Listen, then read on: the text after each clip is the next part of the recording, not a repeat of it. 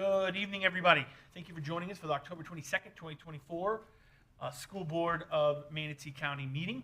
I want to officially call us to order. And by doing that, we're going to jump to reading of the district's vision by Ms. Foreman. Thank you. The School District of Manatee County will be an exemplary, student-focused school system that develops lifelong learners to be globally competitive. And you have the invocation as well? Yes, I do. Unfortunately, go figure, he's stuck in traffic. Mr. Tatum graciously agreed to do the invocation. Okay. Y'all will just stand with us. After the invocation, we will do the Pledge of Allegiance. First will be the Color Guard by Lakewood Ranch High School. Let us bow our heads and pray. Dear Lord, we're grateful to be able to come together this evening. We're thankful for all of the community efforts that we've had together after these storms that have passed, Lord. We're just grateful for your blessing upon us, and we ask for your continued incitation to have us work together to help us get us through these times. And tonight, Lord, as we're all in this room together, give us wisdom and guidance and courage and grace for each other as we come together to once again do what's best for the community here in Manatee County. So in the name of the God of Abraham and Isaac and Jacob, we pray. Amen. Amen. All right, please standing for the Lakewood Ranch Color Guard. Come on in and present their colors. They're escorted by Master Sergeant William Cassidy. Members of the Color Guard are Vicente River, Ingrid Pope, Tyler Owens, and Benjamin Hammond.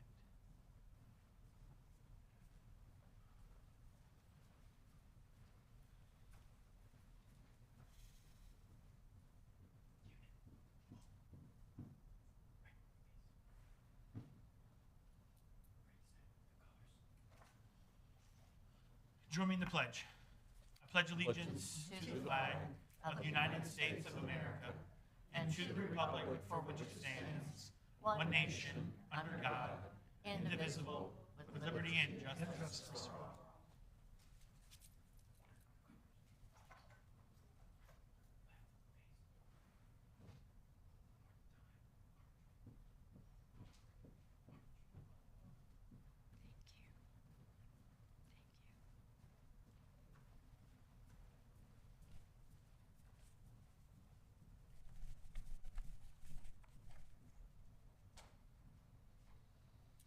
All right, thank you very much. You may be seated.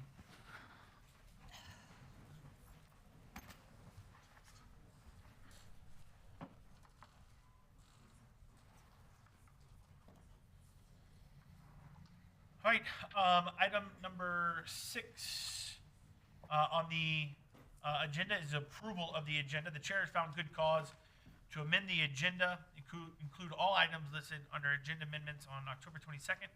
2024 agenda. It was updated on October 18th, 2024, posted to the district website, manateeschools.net. Do I have a motion to approve the agenda? So moved. I'll second. Have a motion is second on the agenda. Any discussion on the agenda? Seeing none, let's go ahead and vote on the approval of tonight's agenda. Are we all in Granicus?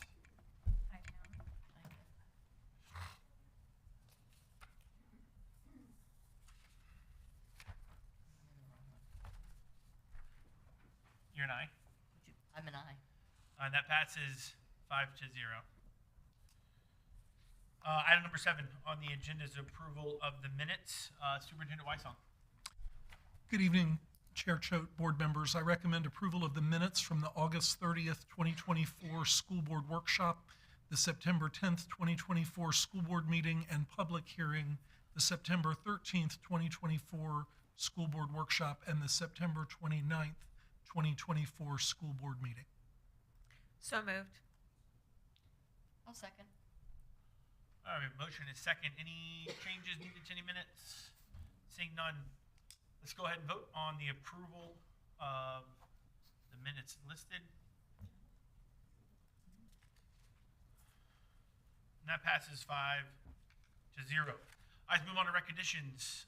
Mr. Barber, come on up. Thank you very much.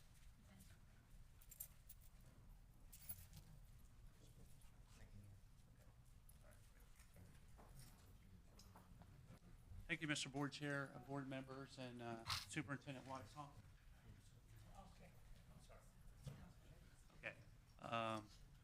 Yeah, we have another great evening of recognitions, just tremendous good news stories that emanate from the school district, and we're happy to share these with you. I don't often use the word hero when I, make these recognitions, but I think it applies to this recognition right here. Derek Hernandez is a school support technician at Rogers Garden Bullock Elementary. He has been with the school district. He is in his second year with the school district. On August 14th, the third day of school this year, Mr. Hernandez was working in the lunchroom when he noticed a student choking. He immediately rushed to the student and performed the Heimlich maneuver, and thankfully, the student who was choking, the food was dislodged, and he was saved from, that choking incident. It's really gratifying, and we're thankful that Mr. Hernandez had the ability and the willingness to act and respond in an emergency situation like that. So, as I said, we're honoring him tonight as for his heroic action on behalf of our students and schools. So, Derek Hernandez.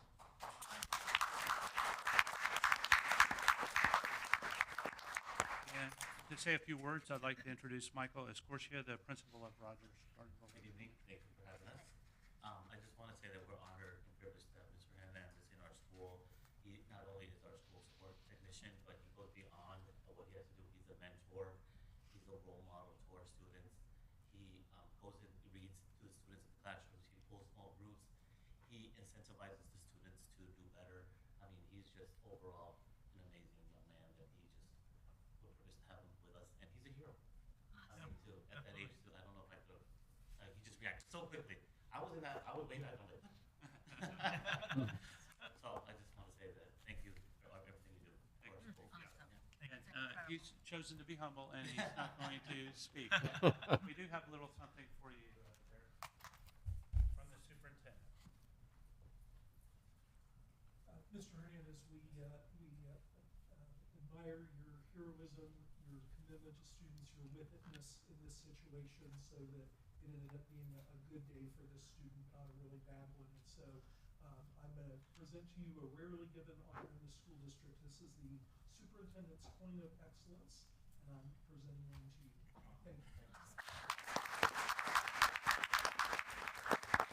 Board, I think we're going to pictures. Oh, we're doing a picture? We didn't do one. Yeah. Derek, if you could stand right here.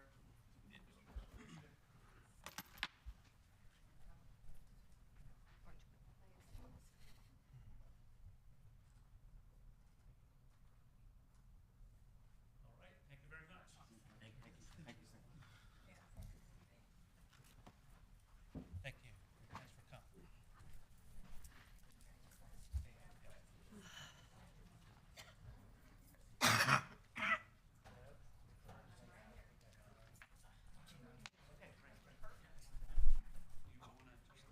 I will. Thank you.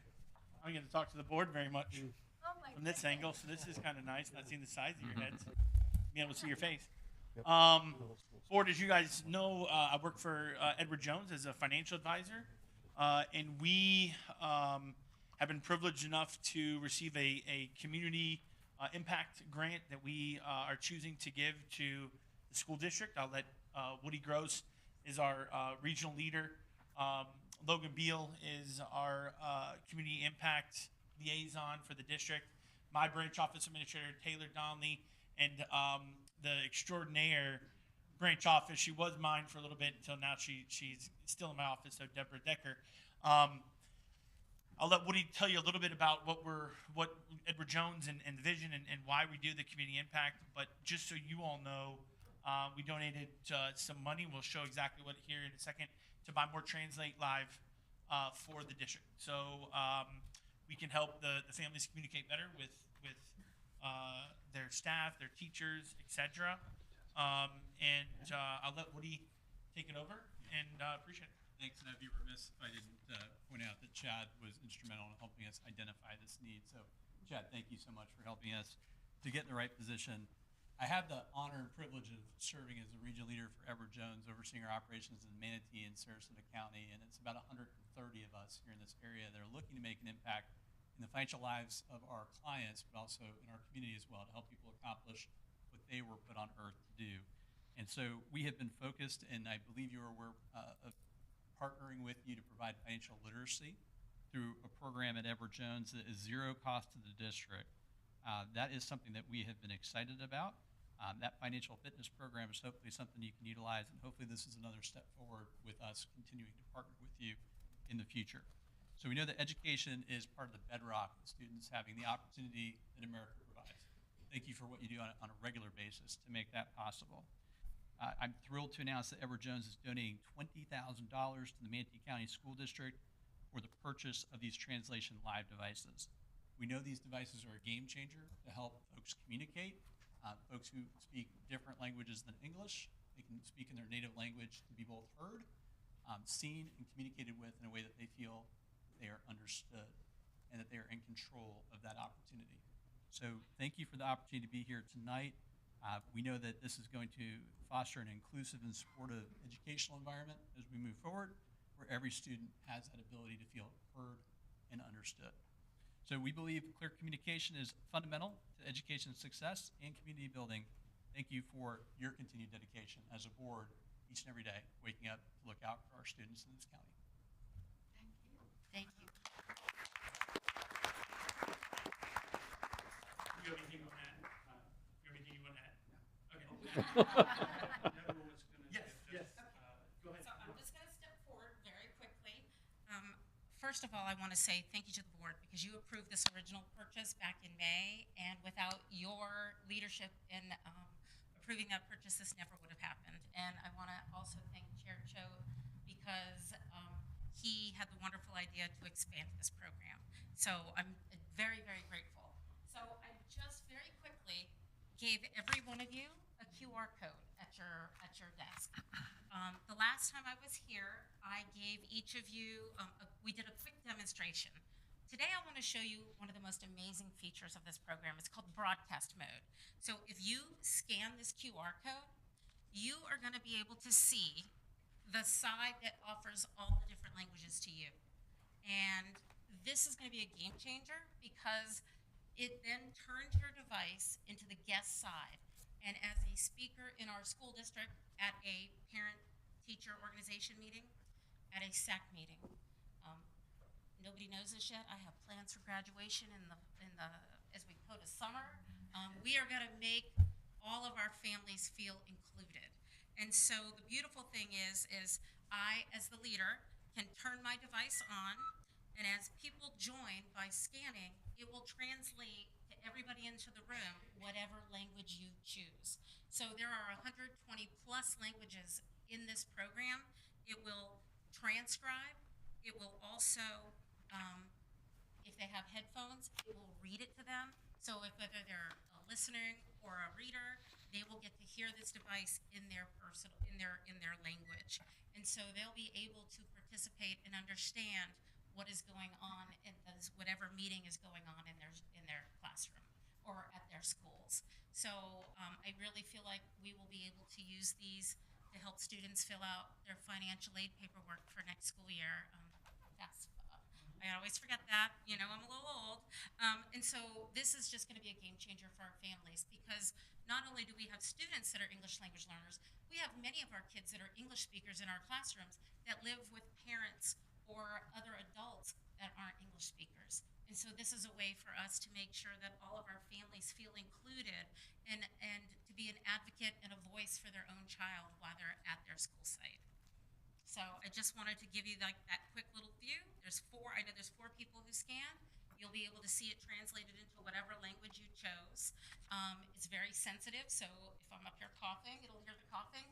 But at the same time, people who have sat in meetings and not known what was being said to them or having somebody translate in their ear will now be able to be an active participant in their child's education.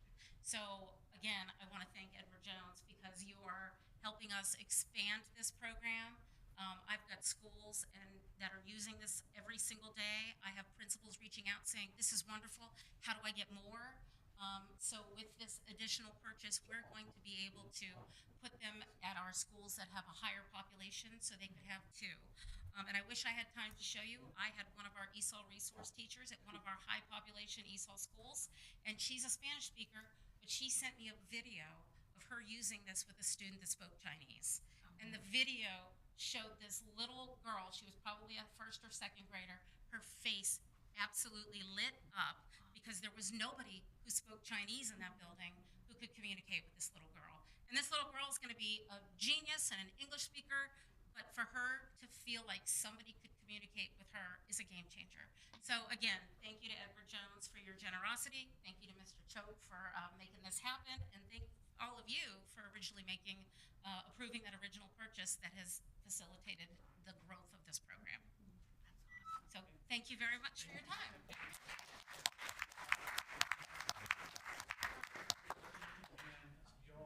Y'all want to come over here as well, and then we'll. So we're going to get a picture in the middle of you presenting. You want the board behind? Yeah, let's get the board in the background and Mr. Superintendent. Yeah, that's great. Y'all can move her just a little bit.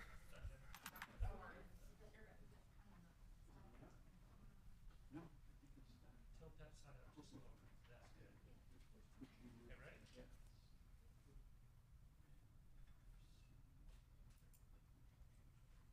Great, thank you very much. Thank you.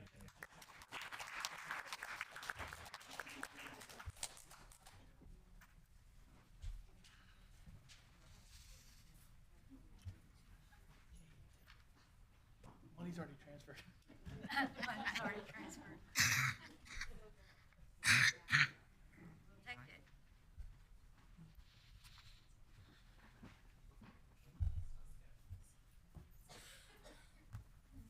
We have one last recognition, if I could get the group for the shelter staff recognition.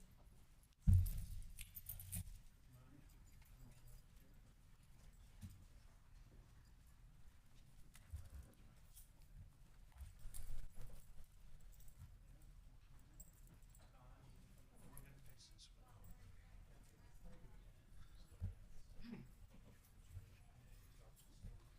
Mr. Superintendent, would you like to say something to start off? Chair Choate and board members, as you're aware, we've now operated shelters from our school sites 3 times this school year, once just before the year started and then 2 more in quick succession. And in Hurricane Milton, we had 17 shelters open, hosting more than 11,000 guests, and I believe just over 1,400 pets. None of this is possible without our employees. And of course, there's no way in this size room to bring all of the staffs from all 17 shelters in. And so instead, we have a representative sample of employees and guests from this last shelter operation.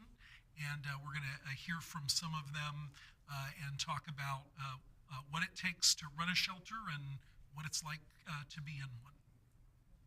Thanks, Mr. Barber. Thank you very much. Okay, first we'd like to start off with 2 people that we just met, as a result of Hurricane Milton. So good things do come out of hurricanes. But we have Marcy and Bill Whipperman here, and they were kind enough to reach out to us, and so we wanted to invite them to come and tell a little bit about their experience being in a shelter. Bill and I have lived in Manatee County for 22 years. First in Bradenton and now in Parrish for the last 8 years. We've never sheltered in a shelter before. Tried to get a motel Sunday because we knew we needed to leave our mobile home. Couldn't do it, and Monday we went to visit Harvey Elementary School off of Moccasin Wallow to kind of check it out and see what was going on. Decided it was a good place, and at 11:30 on Tuesday, we joined 92 souls and a bunch of critters, and we sheltered down. We could not have been treated better. The staff, I just can't tell you how wonderful they were. The custodial people that cleaned the bathrooms religiously. We always had toilet paper, soap, and for a crowd, that was a great thing. We always had warm food, coffee. It was great. The next day, Wednesday, people started arriving. We had 92 people on Tuesday. By Wednesday night, we had 800 and 127 critters. By the time the storm hit, you could tell the electricity went off. The generators went on for a while, but they went off, and the cats and the dogs started howling. All the staff got together and covered up all the cages that the pets were in, and we had calmness within probably 5 minutes. We had lots of kids. The kids had games, movies, things to do. It was wonderful. Everybody was calm. There was no chaos. We had 2 police officers that made us feel good. Bill wound up with a splinter when he came into the shelter that I didn't know about, and his finger puffed up, couldn't get his ring off, and his hand was infected. We had EMT, so they took care of his finger and his fingers. I survived it. But I can't tell you how Harvey Elementary was just absolutely great. They hadn't been a shelter since 2019, and you could have never told that. They were a well-oiled machine. We won't hesitate to go back to a shelter again. Wonderful experience. Thank you. Thank you for sharing. Next, we have 2 principals, one an elementary school principal, one a secondary school principal. I'd like to invite Kimon Cooper from Lee Middle School. Good evening, Chairman Choate, school board members, Dr. Weissong. Thank you for having me come and speak on behalf of our school principals, district personnel, and staff. I would love to tell you that it's easy to open a school shelter. It is not. There's a lot of planning that goes into place beforehand that school principals have to justify and make arrangements for prior to opening the school shelter. But what I can tell you is the job principal doesn't come into the role once you're in the role. We have so many people and so many moving parts that take place to get a shelter running. I can't say enough about our custodial staff, our SROs, our nurses, our cafeteria personnel, our district personnel. We leave our families at times to come and open shelters. Fortunately, my family came with me because they know that it is a safe place. Our job is to ensure that family is always first. And what that means is we welcome our community, the elderly, the homeless, the pets, newborn babies. We had some visiting sugar gliders, some parrots. It was quite the experience. But I don't think that the community often knows that we open our arms to everyone. There is no differentiation. We make sure that everyone is fed. We make sure that everyone has coffee. We make sure that they have blankets. Anything that is open to us and available to us is available to our families. So with that being said, I just want to thank everyone that worked the shelters back to back, specifically certain schools that opened 3 shelters. We at Lee Middle School opened twice. And what resonates with me, we had a little room of elderly ladies, and they left us a note with hand-drawn butterflies. And they said, thank you. Because where we're coming from, we're not even treated this well. So with that being said, I want to thank all the principals and all of our staff for everything that they do for our communities. Thank you. Principal Sheila Wade from McNeil Elementary School, and she has a special guest with her. Thank you and good evening. I'm glad to be here, all of you, and Dr. Weissong. I actually have my head custodian here. She worked 12 days straight. She not only worked the shelter, but to clean up after the shelter. And so she was amazing throughout it.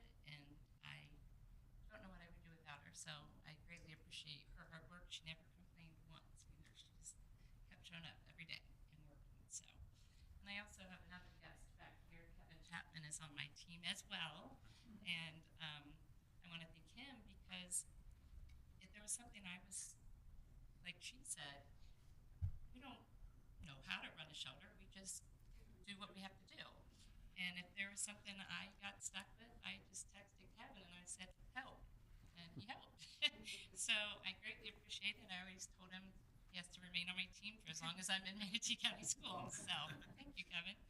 And as well, everyone at the district level, because I don't know how many times I talked to Todd Henson and I called the EOC and my boss, Dr. Cadillia, and everyone was there to help us when we didn't know what to do.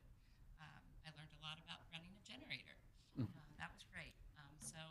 And all in all, what really resonated with me is kind of like what you said, just the families coming together. We had over 900 people there and 130 animals. And they just were so happy just to be safe and be in a calm place. And I couldn't do it without the team that I had. So the 8 people that were on my team, most of them were APs that were working with me, and they were phenomenal.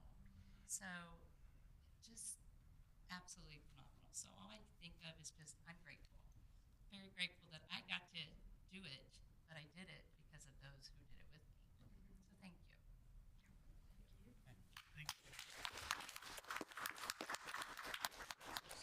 Regina Toma, our Director of Food and Nutrition Services, and she has a special guest today.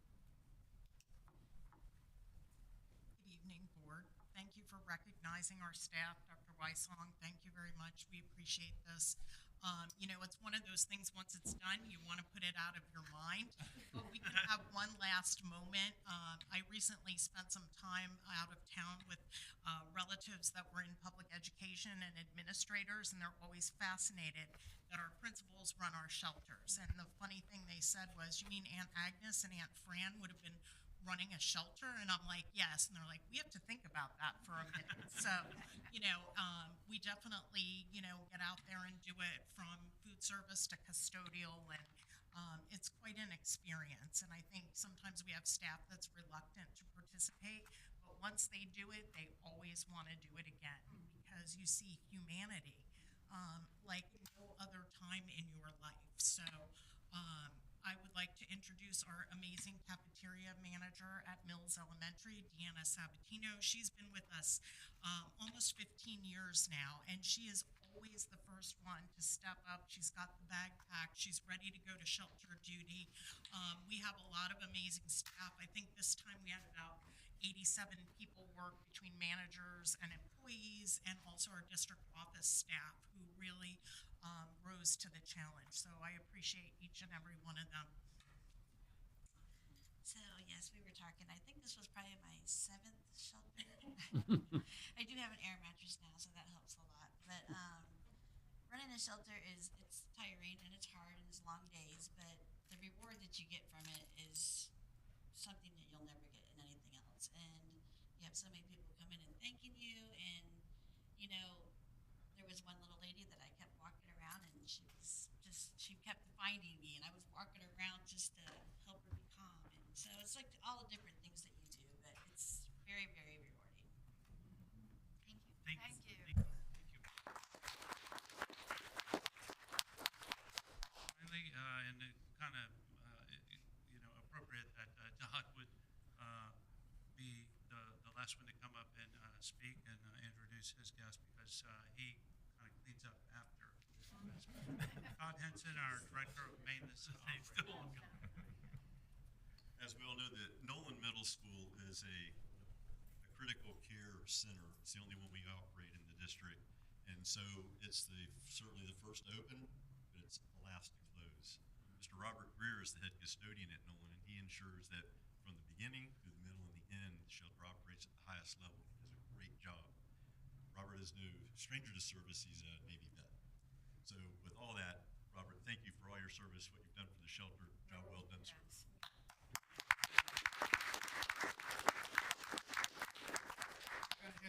I've got a great custodial staff at Nolan.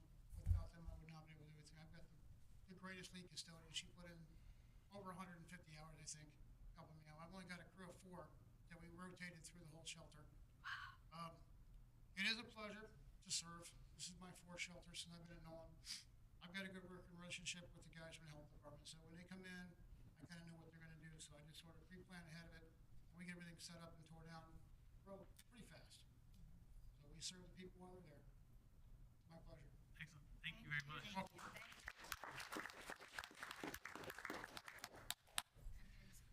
So, Chair Choate and board members, again, we just wanted to give you a representative group of the people who make all of this possible. And I sent an all-employee email at the end of the week last week, which I do rarely because we need all of our people focused on kids. But I told the group I've never been prouder of our workforce for stepping up. And the reality is they all love serving the community, helping out in any way we can. And again, it wouldn't be possible to bring everyone in. I do want to echo the commitment of the principals to run the shelters at their schools, but also that the other principals whose schools are not open work shifts. Every administrator is on call, and for this storm, although we didn't open every single possible school as a shelter, every administrator was on call, and many of them picked up shifts as the event went on, because of course the shelters stay open even after the storm, and so we rotate people in and out.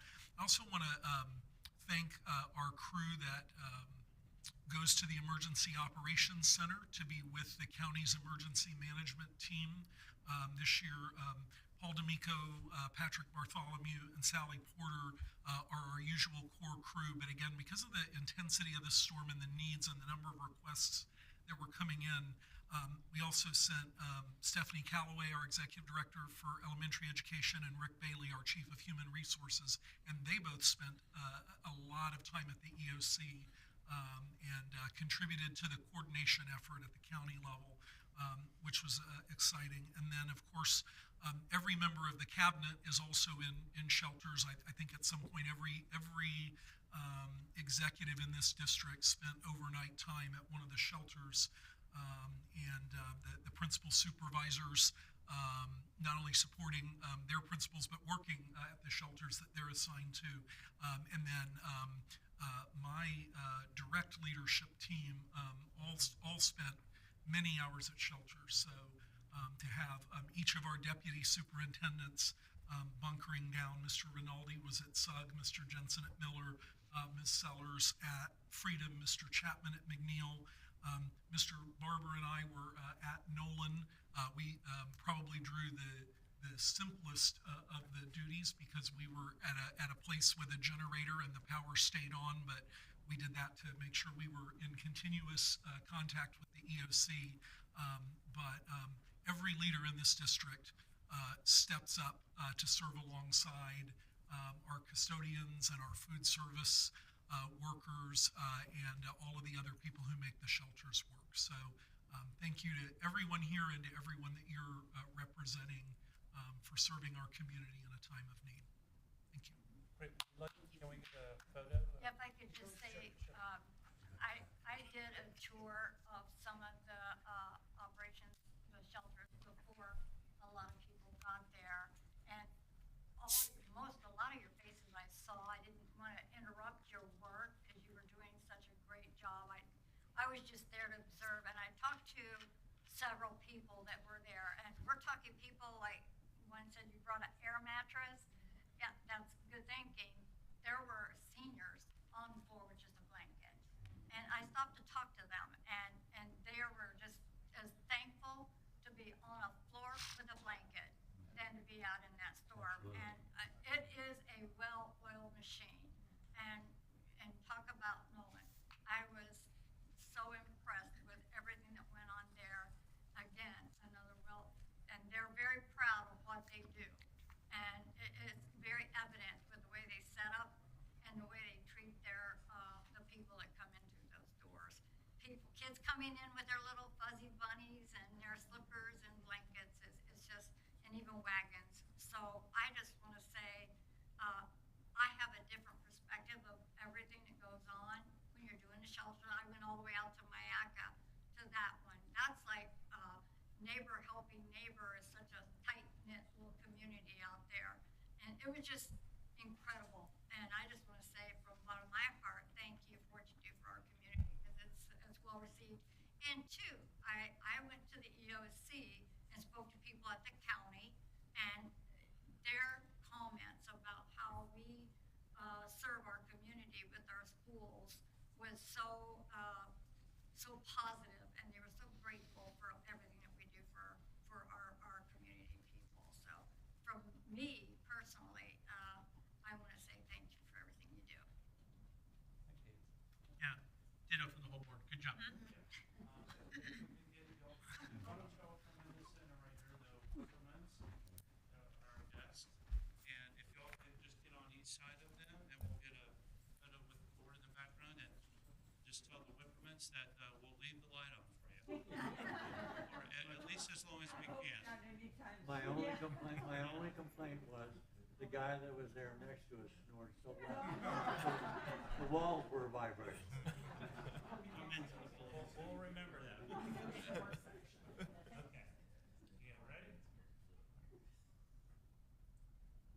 Great. Thank you very much. Thank everybody for coming.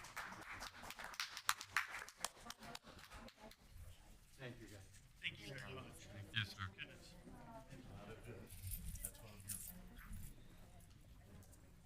Thank you. Yes, yeah. We encourage you to. Unless you want to stay.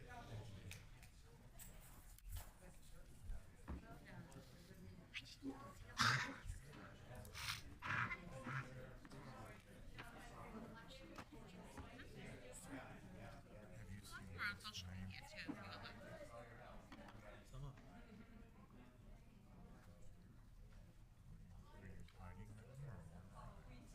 Wait a minute. Dr. Breslin, you're not leaving yet, are you? No, sir. Oh, well, I thought you were gonna walk out. I just wanted to say happy birthday to you. Happy birthday. Everybody knows. Now Tell do. her. I just said happy birthday. And happy birthday to Dr. Weissong. And I was gonna say Dr. Weissong at the end, because his Okay, not till all right. Friday, or excuse me, Sunday. No, he already had it. Well, Sunday. no, it's this coming Sunday, right? That's last weekend. Oh, it was last week. Yes. Well, already belated happy. Thank you. There you go. All right. Sorry, enough of the shenanigans. But to the staff, I mean, unbelievable. Listen, we know we have a great staff, and from principals to the custodians to food service. I mean, phenomenal job, and the way they serve, go away from their families or bring them their families to the shelter, is remarkable. And so very much appreciative of the staff that we have around. Let's go to public comments. We have two this evening. Michael Rio is up first, and Brian Flint. So we're gonna call you Michael Rio. Michael Rio. Mike, whatever. So, good evening, Superintendent Dr. Weissong and Chairman Chad Choate. My name is Michael Rio, and I'm here to share with you why you should consider naming the new school after Tim Colby.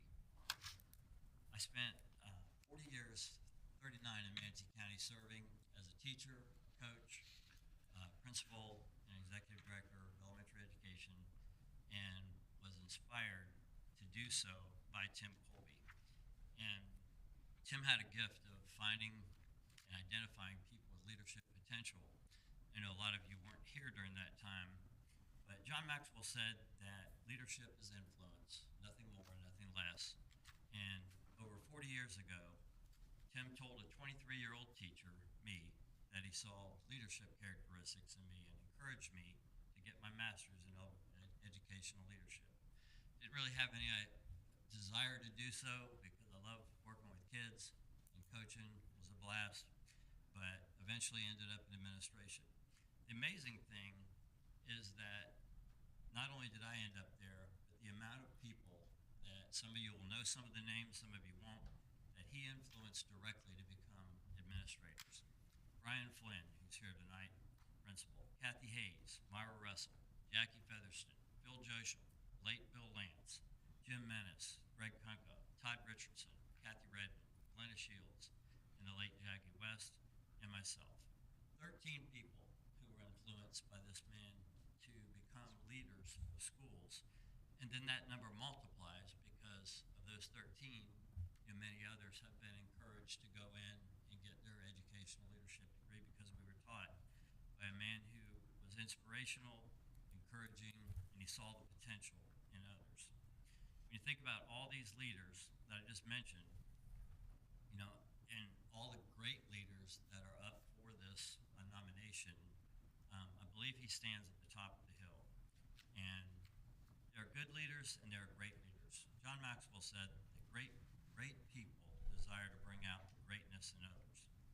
When I received the promotion to executive director, my pastor joked and said I was the Ruth of administrators for such a time as this.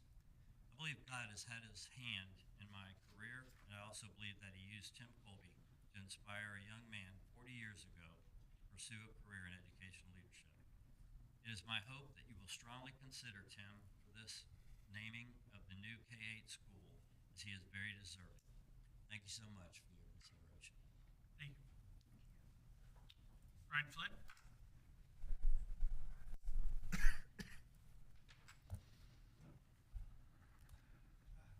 Good evening or good afternoon, everyone. I want to thank the board, Superintendent Weissong, for this opportunity to speak about Mr. Colby. My name is Brian Flynn. I'm a retired educator from the Manatee County School System. I served as a teacher and administrator, most recently retired from principal of Rowlett Elementary Magnet School. It is a pleasure, and I want to thank you for letting me speak on behalf of numerous people who sent in formal requests to have the new East County K-8 school named in honor of Tim Colby. Mr. Colby retired in 2009 from Manatee County School after 36 years of service. He began his career in 1973 as a teacher at Lincoln Middle School. Then in 1974, he moved and taught at Daughtry Elementary School. After a few years at Daughtry Elementary School, he accepted the principalship at Myakka City Elementary. This began his service in a leadership role for the staff, students, parents, and the community of Manatee County. After serving as principal at Myakka, he then went on to serve as principal at Owego, Bashaw, Anna Maria Elementary School. His final appointment was the Director of Elementary Education in 2009. He retired from that position. Mr. Colby's impact on the leadership of Manatee County School System is legendary. More than a dozen individuals who worked under his leadership as teachers went on to become principals themselves. Some are still serving in leadership roles in the district. Mr. Colby had a firm belief that all people matter in our schools and in the district. Mr. Colby was a friend to all and took the time to know each person individually. Mr. Colby has 2 children, one of whom lives in Manatee County, and has 2 grandchildren who currently attend Manatee High School. Mr. Colby stays very active in his church, and he continues to remain active in leadership roles there. Mr. Colby's legacy to the Manatee County community and to the Manatee County school system is why I and hundreds of others believe that naming the new East County K-8 school after him would be honoring the memory of people who have had such a positive impact on the Manatee County community. Thank you for this opportunity to speak. Thank you. Perfect. Well timed. Thank you all very much for your public comments. I'm gonna take a recess right here because we didn't get to sign the things we need to sign beforehand. And we'll be back at 5:55.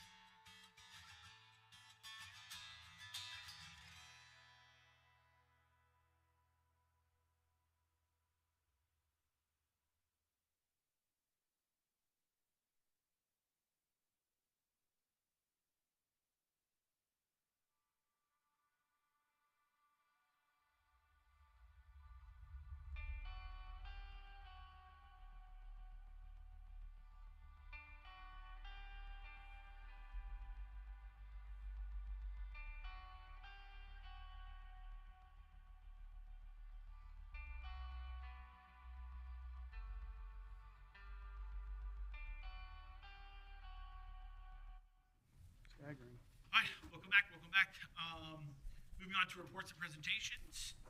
Mr. Chapman? Yes, You got thank next you. segment? We've got two special guests with us today from the Florida Department of Transportation. Will to walk you through a very important project that we're all familiar with, and to really give us really give you all and the school district an update on this Bradenton Palmetto connector, and they've got a nice slide presentation to walk you through. We have the project development manager, Jimmy Vilse is here, and then also from Trans Systems, Gail Woods, who's the project manager at Trans Systems. So I'd like to invite both of them up and run through the presentation. So welcome to the school board here. Thank you. Thank you, Mr. Chapman. Good afternoon, Mr. Chair and board members. Once again, my name is Jimmy Vilse. I am with the Florida Department of Transportation in District 1. Thank you for giving us the opportunity to give you a quick status update today on the Bradenton Palmetto Connector study. We know how important this project is to you all as far as helping with the congestion that you all have been experiencing in the last few years. Hopefully, as part of today's presentation, you will see, first of all, you will hear about the purpose and need of the project, which is another way of saying why this is needed. And we will go on reminding you what the 10 original corridors look like. And then we will follow with the process by which we had decided to eliminate some of the corridors. And you will have an opportunity to see which corridors will be moving forward to the PD&E phase. And we will wrap it up with a schedule update, which will mention the upcoming public meeting that we have scheduled for November 12th. With that, I would like to invite Gail Woods to the podium to run the presentation. Thank you. Thank you. Good morning. Good evening, everyone. Again, my name is Gail Woods with Trans Systems, and I'm very happy to be here. Again, as Jimmy mentioned, Jimmy is the project development manager for FDOT. Michelle Rudeshauser is a consultant for FDOT that is managing this project, and I am the consultant managing this project. So when we talk about the Bradenton Palmetto connector, one of the things that we have to focus on is the Secretary's compass, which guides FDOT in all their projects. And at the center of that compass is the community. So that's one of the reasons why we are here today. And the overall goal for this project is, again, to improve regional mobility. I heard during the meeting that some people couldn't make it because they were caught in traffic.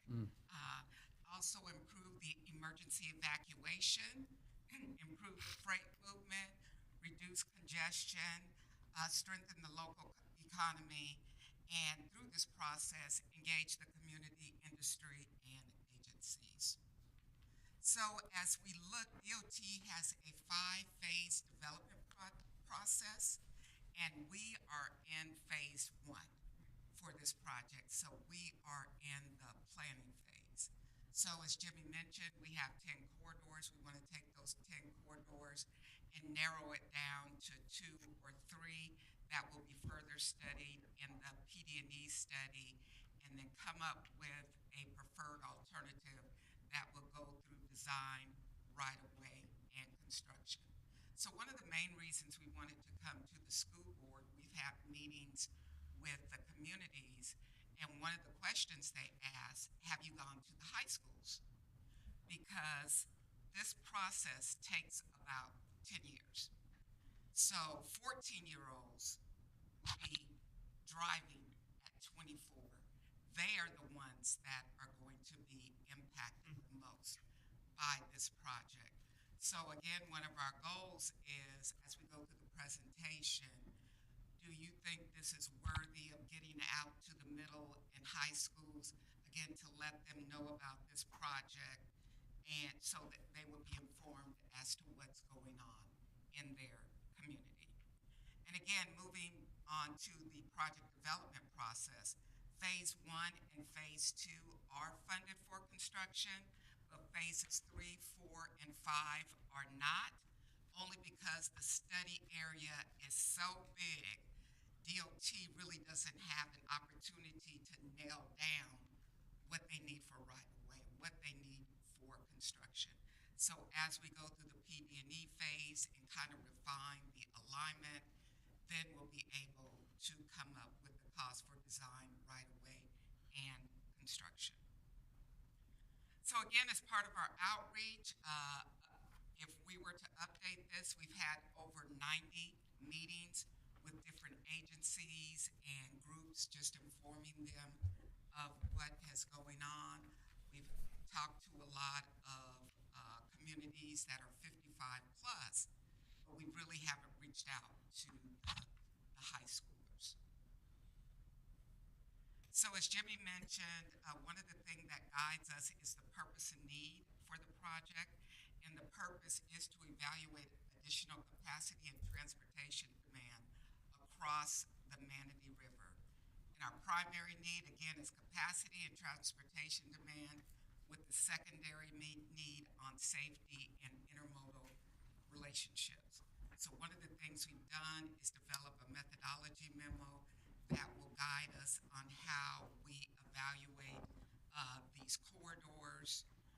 We've had that approved by FDOT, and now we're in the ACER process, in which we take the GIS information and compare the corridors to one another, so we can eliminate corridors that come down to 2 or 3 corridors that will move forward into the next phase. So as you see here in the upper left is the study area for the project. You see it goes well above 275 and it starts at 70. There are 10 corridors, and really at this phase we're looking at where it can go and not what it will look like, specifically the number of lanes and things like that. So again, we have 10 corridors. So during our process, we have eliminated the corridors. So F and G on the west side, those were eliminated. We ran a traffic analysis, and those 2 corridors carry the least amount of traffic, and the cost of the impacts through the neighborhoods and the impacts to the communities was very high. So we eliminated those 2 corridors. Corridor E goes to the River Run Golf Course, so there would be a bridge over the Braden River, 64, and the Manatee River. And we've heard from I see you shaking your head, a lot of money, and plus we also sent the methodology memo out to the agencies, and the Water Management District said that they would have a hard time permitting this, as there are better options. And we also eliminated corridors H and I. I'm pretty sure you all are aware that they're making improvements on I-75. So we were thinking about, adding a CD road, but they're already doing that, and they're setting it up for future capacity. So really the optimal location is between the US 41, which is in the DeSoto Bridge, which is shown in yellow, and I-75. So the corridors that you see here are the remaining corridors. We made some modifications to 2 of them. Corridor B used to go up and make a left on 29th Street. There's a school, there's churches and homes in that area. So we modified the alignment to go straight up and tie into US 41. Also in Corridor D, used to go north of 275. We looked at the amount of impacts for that corridor and decided to shorten it and create a new alignment to tie into US 41.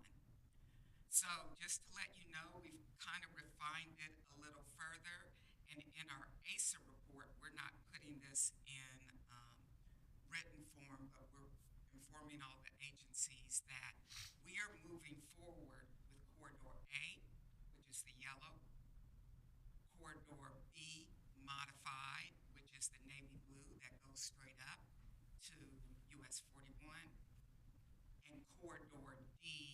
modified, which makes a left, creates a new alignment to tie into US 41. So these are the corridors that we have put in our ASA report that is being reviewed by Tallahassee. And once we get approval of that, that's what we would move forward with in the PD&E study. So just to recap the schedule, if you can see October 2024, we've identified the proposed corridors. The document has been reviewed by OEM. In fact, we just got comments back today. So we have our public meeting to inform the public of these corridors that we're moving forward with. And we hope to wrap up the report in January and then start in phase 2 with the PD&E report. Thank you. And with all DOT presentations, it's a safety moment. Take a break, don't drive drowsy. Driving drowsy is the same as driving drunk. Thank you very much. Are we allowed to ask questions? Yes. We could be here all night. No, just kidding. So, thank you very much for the presentation. I think it's great. One question I have, and then a couple comments. So, on the corridor A, that's the yellow one. Yes. Which is still in play, I believe. Yes. Is that a quote-unquote flyover? Is that what that That looks like? is a very good question. So if I go back, It looks like it's running straight on the bridge already. so if you look at slide 7, with this particular phase, we're looking at where it could possibly go, not what it's going to look like. Gotcha. So think of this particular phase as designing with a crayon. Once we nail down which ones we're going to go with, and that's in phase 2, we'll do it in pencil. Once we have the preferred, that's like ink. So we're kind of in the crayon phase.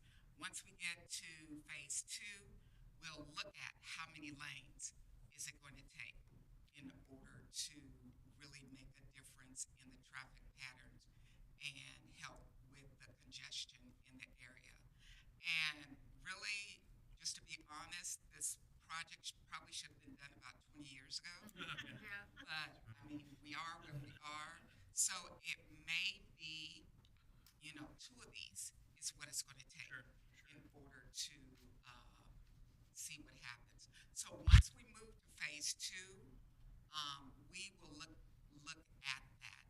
And I know that came up from a previous study, and they really put the cart before the horse because it was like a feasibility study, which is like point 1 before we get to phase 1. Gotcha. So they were doing phase 3 design before planning. Gotcha. And that flyover has stuck in a lot of people's minds. Yeah. So we're telling everyone the DOT is taking a step back. Now that once we get to these corridors, once we move to phase 2, then we'll look at a flyover and see, does it make sense? Sure. It's going to be very, very expensive. That much. I definitely think that especially, I mean, you guys obviously do the studies and you gather the data. I'm just someone living here and just going through the traffic, but it seems to me like there's a lot of pass-through in these areas, and that's the only reason why I think flyover maybe even started years ago, et cetera. Exactly. 70% of the cars are not going to downtown; they're passing through. Exactly. 31% are pass-through traffic. So how do you deal with that pass-through traffic? And that's one of the challenges that we have. The other question or couple comments I had was when you looked at when you listened some of the stakeholders and some of the folks that outreach is coming from. I did obviously see us, Manatee County School Board, there, and I do think that, not discrediting everybody else on this list, like everybody's great, right? But there is definitely, you can definitely tell when school is not in session, the level of traffic decreases, right? Between the buses, between parents driving kids to school, etc. Yes. So I do think, I'm not saying obviously you're presenting in front of us, right? So you know that what our value is important. But I do think that even a parental study, not parental study, excuse me, asking parents just as much as high schoolers about because they're the ones on the road every single morning taking kids to school. But I do think we impact the roads. When I say we, school times and school days I agree. impact the roads probably the Agree. most of anybody. And so, yeah, I appreciate you coming to us with it. I have a high schooler right now, and she thinks she knows everything. I was never like that. And so, no, I'm still not like that. But I would find it interesting because you asked us, do we want to talk? Because she's 17 and she'll be 27, possibly when this is done.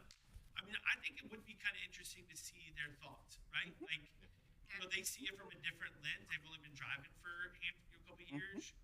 And so that would be really interesting to be able to gather, 4 or 5 from each school or whatever their number is. Even like drivers ed teachers would be interesting to hear because they're obviously the scope That's a gets good harder for one. the kids. And we'll get back to what it's like to for them too. But I think it's a great idea. I think the more different perspectives you can get, it's great because that's what ultimately is going to drive the decision. So again, thank you all for coming. I know we've got other questions, so let me see if anybody. Nobody has anything. We'll just start left to right. Ms. Spencer, you got anything? No, thank you very much for this information. Yeah, very informative.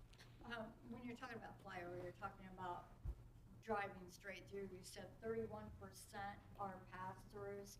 Yes. That's going from, Probably Sarasota to Pinellas right. They're just going or through. But Hillsborough. if there's people that are coming across a bridge and then going west, you don't consider that a pass-through because they could come from the east to the west and be a pass-through Right. as well. But you're counting only the north-south? North-south, yes. Okay, so can we go back to the diagrams where the options are? There we go. So you said you eliminated because of there you go, yeah. The ones that had the X's on it, that's what I wanted to see, I'm sorry. Because, yeah, I can see where that would impact some pretty significant communities there. So the yellow, corridor A, you said you're gonna go forward with, it's just expanding that? Widening that? That's what we're looking at, yes. Okay, and Can I add I'm to that? guessing that's the bridge right over here, right? Okay. I would like to quickly add to that. So Gail mentioned earlier, the idea of the flyover. We believe that when that was looked at, it was looked at in a tunnel, whereas in this study, we're looking at more of a combination. Like once we determine what we can do on the existing US 41 corridor, whether it's 6 laning, 8 laning, we have to, then we can look at what the other bridge or other corridor is gonna look like. Oh, I see, okay, because, That is the purpose. you don't know if you're gonna need Exactly. 4 to 6. Exactly. Because you are gonna be working on 301. Yes. As well. Okay. So the idea here is for us to look at the traffic, the existing traffic, the projected traffic, the growth rate in the region, and determine how can we max out US 41, and then see where the additional need should go. Okay. So you're gonna primarily focus on the 41. not For the next 301. phase, yes, for the next phase. Looking at what we can do there to max it out. I And think in if order to it, blow your minds even more, there is a traffic model for the entire county, Manatee County. And when we initially started this, we had 2040 traffic. And now we're going to be updating it when we go to phase 2 to 2050 traffic.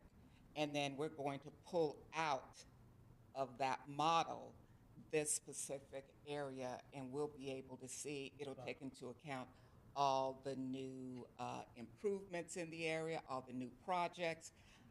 It's already focused to have I-75 as 14 lanes in the future. So it's taking all that information and will tell us what the traffic is going to be like on each of these remaining corridors. Wow. Wow. Incredible. It will be hell. 14 lanes, that's great. Okay. Yeah, go ahead. Okay. Were you Yeah, done? I'm yeah, I mean, 44, the bridge going across the interstate on 44th, the east and west, that's not on, you don't have anything on this study for that No. at all, 'cause that's not even downtown, but it's a nice way to get away from a lot of this traffic too, by the way, and Yeah. MLK is too. Yeah, Get all it that is, but traffic. they need to fix the left turn lane going north. If you had, I could give you a whole list of things to work on. Okay. I told you it was going to be a long one. Yeah, yeah. On my corner, no. But no, traffic backs up because It there's does. one lane that is a left turn lane and a lot of traffic is heading Yep, north to get into. you're Harrison exactly Public. right, you're Yeah. right, Yeah, and you live over that way. so, yeah, it's Anyway, a nightmare. so make a note, make a note. Yeah. The bridge, you already have one under plan, correct? So the existing bridge is going to be replaced.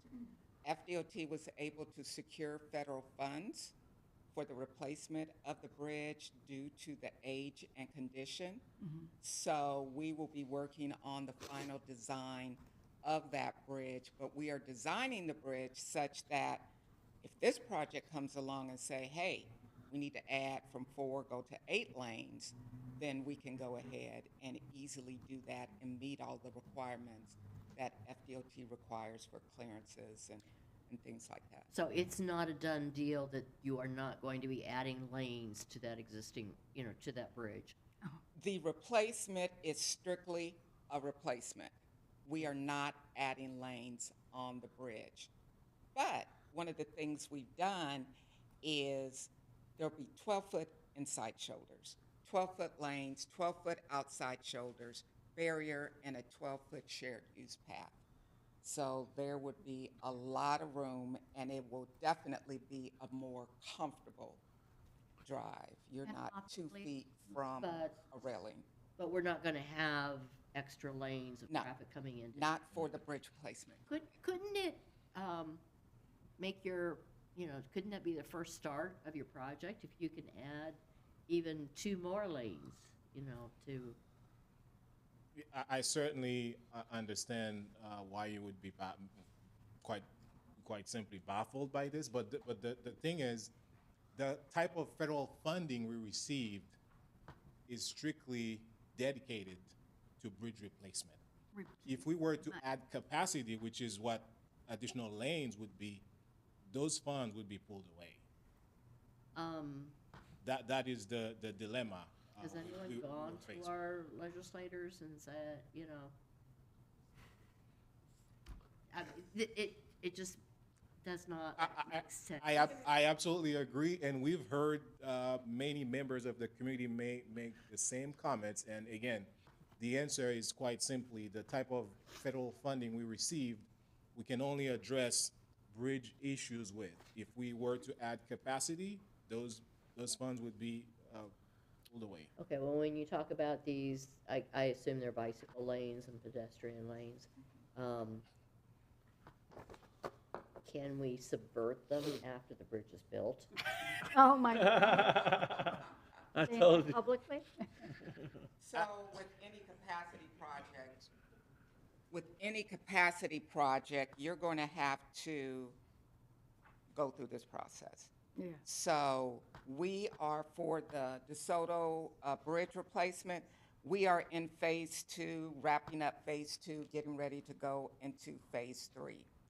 If we were to add capacity, we would have to go back to phase 2 and have a PD&E that shows capacity. Now, one of the challenges that we have on this job is that construction has to start in 2027. Oh. So the PD&E is 2 years. So we're, month and a half, we're 2025. Yeah. So we're into the design phase, and we need to make sure that this project is under construction in phase 5 by 2027. So those are some of the challenges. I get it. I promise you, I get it. And we tried, but we were told This will be a replacement-only project. Okay. The corridors, are you talking about adding a adding a bridge right next to it, perhaps? So the corridors that, and let me move on to, I guess not. so the yellow, the blue, and the purple. Yeah. The ones on the right-hand side, yeah, those are all new bridges potentially. Yes. Mm-hmm, okay. So the yellow would be widened, Yeah. blue, and purple would be new bridges. Okay.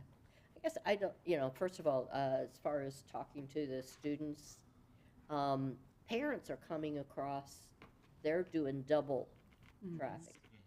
So they would be the ones really to talk to first. And I'm sure you'll get an earful.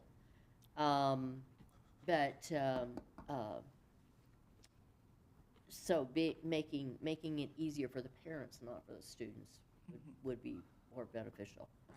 And I just want to say, I don't understand the flyover, the people, concerned about the flyover. I think Roosevelt Boulevard up in Tampa, that's a new flyover, right? I'm not sure. It's beautiful. It's beautiful. I was on it for the first time. And it just, that whole interchange used to be horrid. And now it's really great. So I'm for a flyover. I'll say that, I'm sorry, you know. Yeah, I'm done. I'm Okay. done. I don't envy your all's job, so that's fine by all means. Go ahead. Thanks for your information tonight. I know there's like fiscal constraints and other things to consider and all this, and especially as elected members now, we understand that. We don't always have enough money to do all the things we like to do. And that's fine. I'll just make as someone who drives that 64, especially a lot of a flyover, if you don't make it a flyover, it'll just dump a bunch more traffic on 64 and just create more traffic on the same road. So, but that's more expensive, obviously, you said, and maybe there's fiscal constraints, but boy, a flyover is really needed there. And I don't know, are you familiar with Fort Hammer, the Fort Hammer Bridge? Yeah. That's not a state road, but it's just, it's another bridge that's east of 75, about a mile or so farther east. And I don't know when that bridge was built, 10, 15 years ago, maybe 20 years ago? Not that long. Oh, no. Not that long 5 or ago. 6. So 5 years. the point is, it really needed to be a 4-lane bridge, and we're paying for that right now because I think there was some quote unquote fiscal constraints, which they exist, but actually now at this time of the day, on 64, you turn left to go that way, and you can't turn left because it's literally backed up all the way from the bridge back down to 64. So I would just hate for us to, 10 years later when this is done, and then we still have all these traffic problems on 64. It really needs to be a flyover somehow, some way, So we could all chip in $20 or Right. something like There's that. some architectural. Yeah, we're chipping in more than $20. Anyway, let's see. And then I'm just curious, the DeSoto Bridge replacement is scheduled for, when will that be done approximately? I'm just curious. Construction will start by June of 27. June of 27, probably take a year, 18 months or something to get. 3 that. years. 3 years, really. So not. They take the whole thing down to build a new one? Yeah. They are. So what's going to happen, they're going to build half the bridge to the east. Once that's constructed, they're going to move all the traffic from the existing bridge onto half the bridge, demolish the existing bridge, and then build the other half. So the new bridge is basically twice as wide as the existing bridge. Gotcha. Oh, wow. So I need to start a ferry business.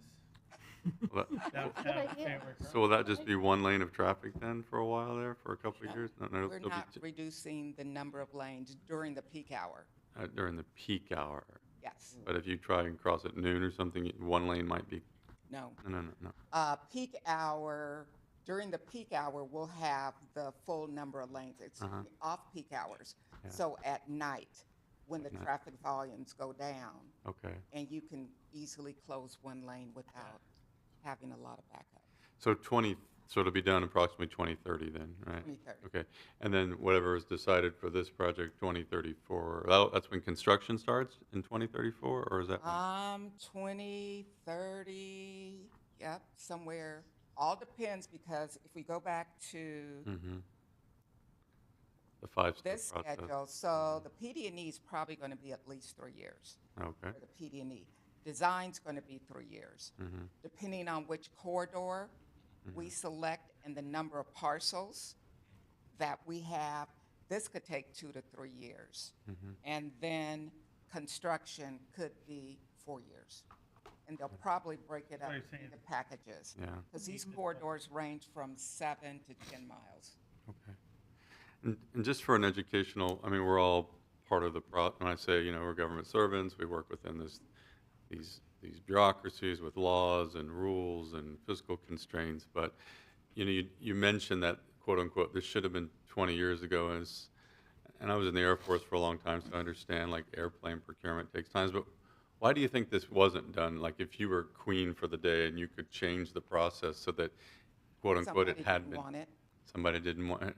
And who's the local elected officials? I don't know. Yeah. But I've talked to people that worked with DOT back in the 80s and 90s, and they tried to do it, and they said, nope, the impacts are too great. Okay. So what's the best way then for us as elected public officials to advocate for these things in advance so that they come kind of on time instead of 10, 15, 20 years late? Is it our local elected officials that need to? Who should we advocate with? So we've already talked to Manatee County. In fact, we met with had a meeting and doing the same presentation to Manatee County commissioners, 9 o'clock this morning. We've met with the city of Bradenton commissioners, Palmetto commissioners. And again, you go back to this list, we've met with just about, everyone, and you all were the last on our list that we wanted to. Right. Best for last. But I guess just wanting to let you know what's going on. So one of the things we like to tell you if talking to constituents is come to the public workshop. This is where we're going to show all 10 corridors, explain why certain corridors were eliminated and why we're moving forward with 2 or 3. Sure. If I may add, you've asked about the why the process takes so long. I think you mentioned part of the reason we have laws and regulations that we need to abide by. For instance, let's talk about right of way. It would be much quicker if we approached a property owner and we had a deal and we cut a check and everybody went their way. But sometimes you have people that we have to take through the eminent domain process. That takes time. So that's why we have to allocate a certain number of years to acquire these properties, and that's part of the process. Also, funding. You've seen the slide that Gail showed earlier. We have 3 phases that are yet to be funded. And quite frankly, depending on which alternative we move forward, it could go from not so expensive to, very expensive. And, trying to get those funds could potentially take time, given that, you've all mentioned that you have other corridors that are experiencing similar issues. And, you have, the county usually have to decide which projects they prioritize. And fortunately, this one right here is at the top right now. So hopefully we can get enough funding for it. I'm thinking in the future to try and keep these things from, or getting these things, quote unquote, done on time instead of 10, 15, 20 years late. I mean, let's say I'm driving down 64, I'm a county commissioner, I'm driving down 64, I can see that we're gonna build 25,000 houses between 64 and the end of the county line in the next 10 years, and I say, gee, we might just need another bridge over the Manatee River or something. Doesn't look like it now, but when these 25,000 houses are built, we're going to need it. So who should I go to as a county commission to say, let's start the process now before these houses are built, because it's coming and the permits are out there and the houses are going to be built, so that it's done on time. Like, what would your recommendation be to get these things done on time, so to speak, as opposed to late? The quickest answer to that is do not seek federal funding. Because once you go after federal funds, there is no other way but to follow these regulations, which take time. If you were to fund it with, say with state dollars or local funds, Yep. the process could move much quicker. But as soon as you seek federal dollars, the process you must follow. Okay. And the people to go to then would be our state reps and our local senators and say, we would like you to get this. Does all this funding come in state statute? It says, does it actually say we're going to spend X number of dollars to do this on Route 70, to do a flyover over the Manatee River, or does someone in the Department of DOT make those decisions about which projects are going to get where the money's going to go, or is it decided in statute where the money's going to go, or is it a combination of both? I don't believe it is statutorily mandated how much a project would cost. Sometimes we develop cost estimates based on what other similar projects had cost us in the past. And so once we have those numbers, we can present it to you, and you can decide to either fund it with local funds or have one of your representative, go after an earmark, and that will help move the project much faster as opposed to going after federal dollars, which again, it is the process, and we have to follow it. I understand. It's a bureaucracy. Yes. And they're done Yes. that. Both at the federal and state level now. So, okay, well, thank you for the education and taking your time to do that. Thank you. I appreciate that. appreciate it. I think when you get to the design I just wanted to ask about the input from the public. We've seen certain developments or certain projects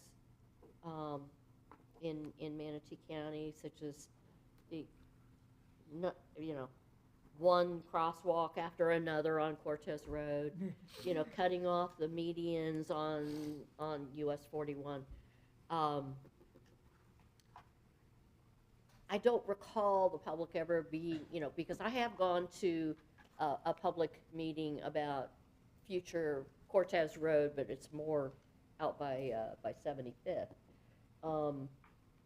So when you, like this, where you've got a list of people that you want the input from, what effect does that have? I mean, do you really take that into account? We do take it into account. So let's say we go to the meeting and every last single person was like, we hate Corridor A. We hate Corridor A. Corridor A is the wrong corridor. Do not select it. At that moment, then that's when I tell Jimmy, hey, this is what we're hearing. He would talk to the secretary and say, this is what we're hearing from, school board members, commissioners, from all over. Everyone hates this corridor. And they could either stop the project or move forward in a different direction.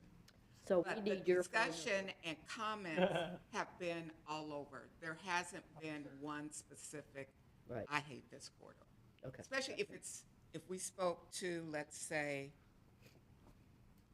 we spoke to a group by corridor, the Black Corridor. They're like, we hate that corridor. Of course they hate it because They don't want to go through there. Yeah, they I don't like want it that one. going through their area. It's the not in my, we need it, but not in my backyard. NIMBY, right? Not my backyard. Yeah. So, and I also want to note that there is a resurfacing project coming next year that's going to resurface US 41. And they're supposed to be changing that railing on the bridge to guardrail before our project. Don't ask.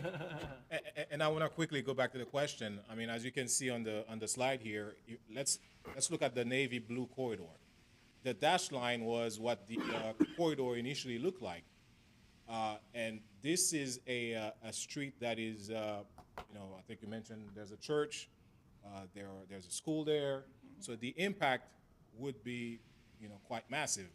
We went back to the drawing board, and we decided instead of making that westerly turn, let's just continue, north and connect to US 41 and reduce the impact as much as we possibly could. I like, not that this matters what my opinion is, but I think that purple one, if you're talking about getting rid of a lot of traffic through downtown on 301, Yeah. you make 301 straight right there across that bridge and connect it to 275, that's almost like the flyover, right, effect, by getting people out of downtown that are just going through to get onto the Skyway or something like that.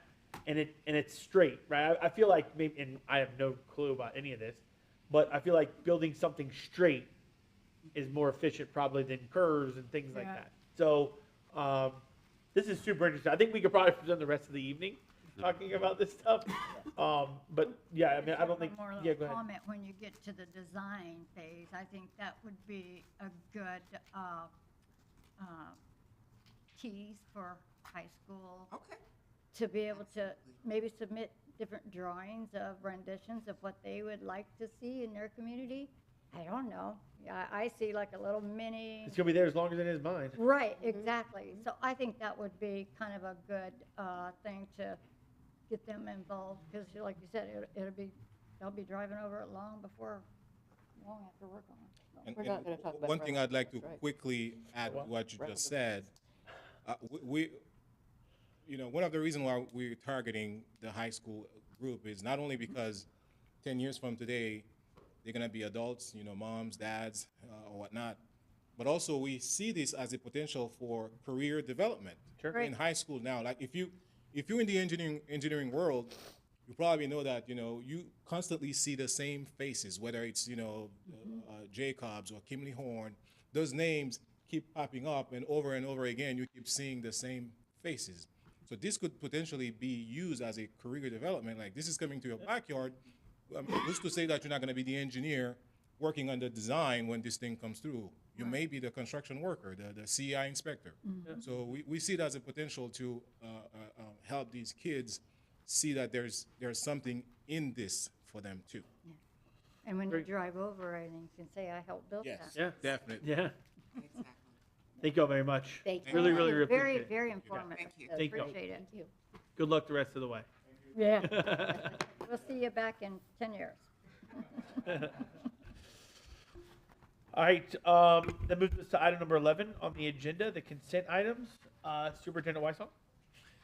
Thank you, Chairman. I recommend approval of the consent agenda for October 22nd, 2024. So moved. I'll second.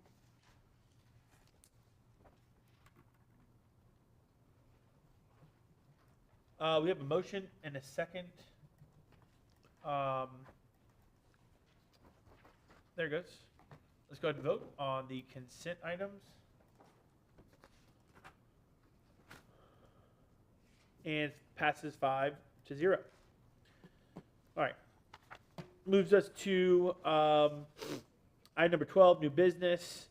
We don't have anything pulled from the consent. So item number 13 now, the public hearing. I'm going to close this regular meeting and open up the public hearing for the board to hear any public comments regarding the proposed amendments to policies and answers any questions related. So any public out there that wants to comment, you don't have to have signed up.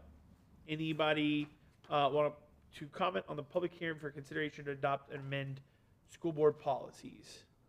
Seeing none, I'm going to close this public hearing and open up the regular meeting again so that we can now look to approve and adopt the amendment school board policies. And Dr. Weissong, were you reading those for us? I am, sir. All right. There we go. It's Your yours. favorite part. Chairman, I recommend approval to adopt and amend the following school board policies. Bylaw 0131 and policies 1410, 3410, 2271, 2340, 2370.01, 2371, 2260, 2440, 2460, 3120.03, 3120.08, 4120.03, 4120.08, 3130, 5330.01, 6210, 6320, 7100, 8310, 8406, 8407, 8415, 8420, 9211, and 9800.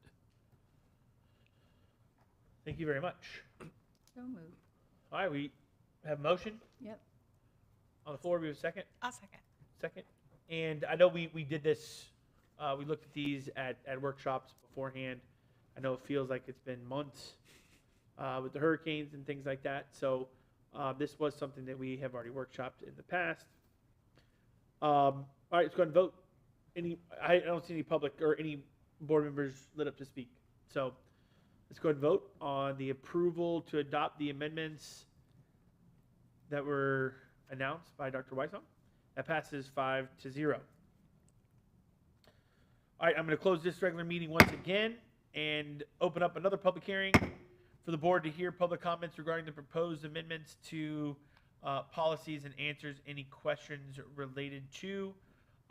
Seeing no public comments or anybody coming forward on the board policies, I'm going to go ahead and close this public hearing and reconvene yet again the regular meeting to go to Dr. Weissong for the approval to adopt the school amendments, school board policies that you are about to tell us. Yes, thank you, Chairman. I recommend approval to adopt and amend school board policies 6110, 5120, 5120.01, 5120.02, and 5120.03.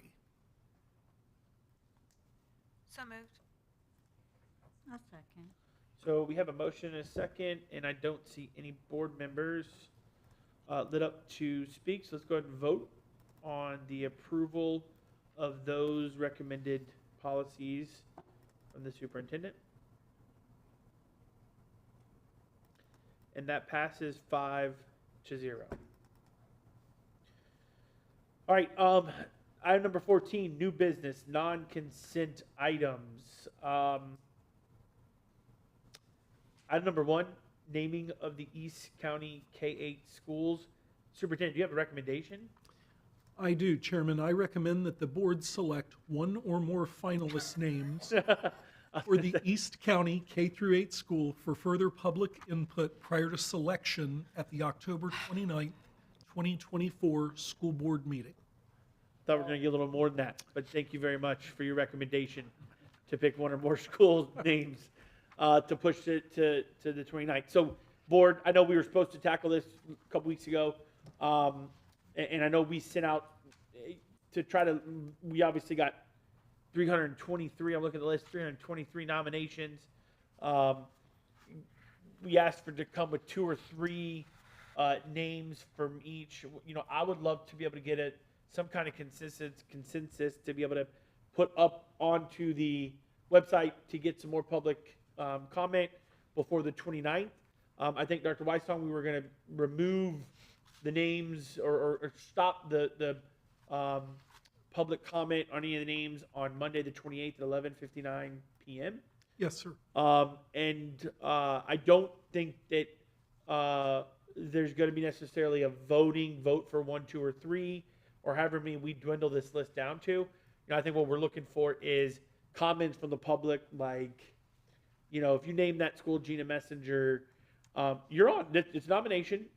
You know, it's going to be the best school ever. We want to hear, you know, from the public, the comments.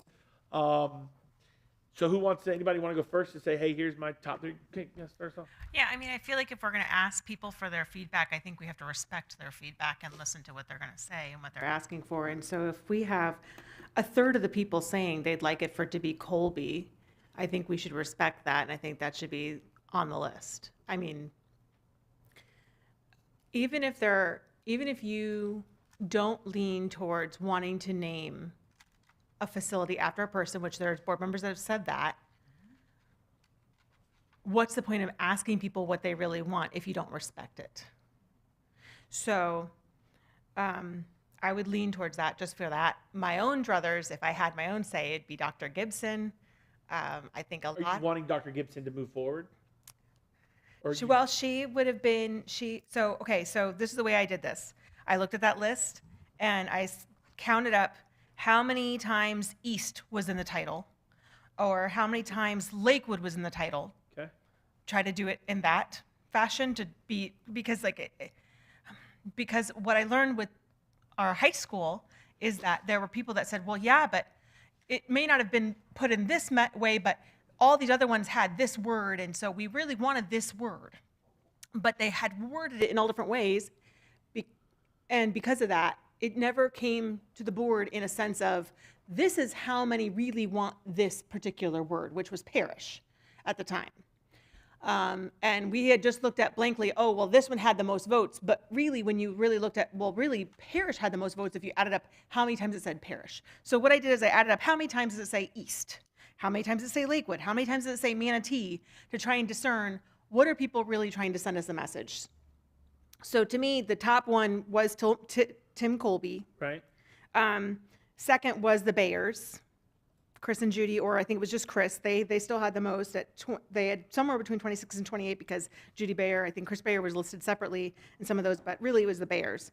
And I don't know how many of you know the Bayers. I'm sure Mr. Choate knows that. You don't know them? Do you know the Bayers? You know the Bayers. Okay. So, but third would actually be something with East in the title. There were 16 nominations that had East in the title. Still nothing compared to the 104 for Colby or the 28 for the Bayers. But East would have been third. But fourth would have been Dr. Gibson.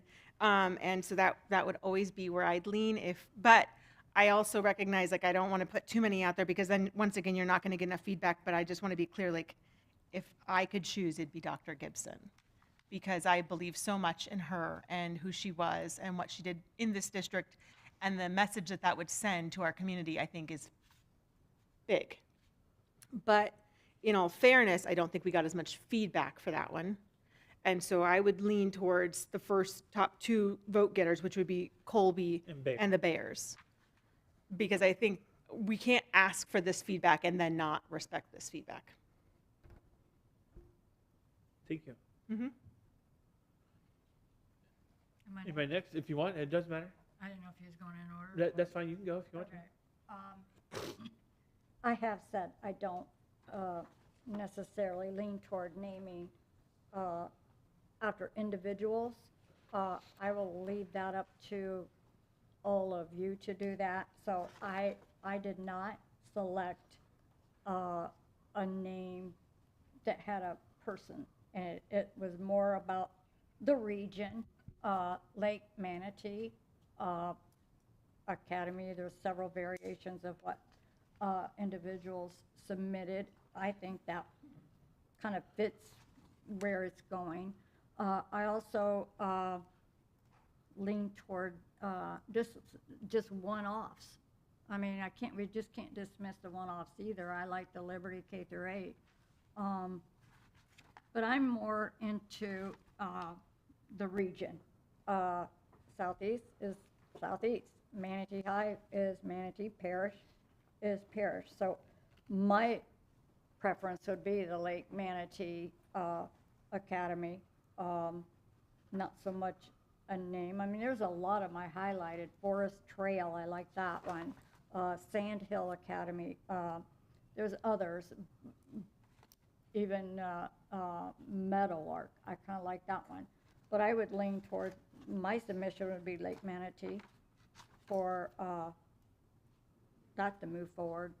But again, I'm only one, so. Thank you. Okay, you'll be amazed, but I only had two. Lake Manatee is one. Okay. And the other is Frankie House, and I'm going to tell you why. People forget who our pioneers are, okay? Frankie Howes was the first teacher in Palmetto,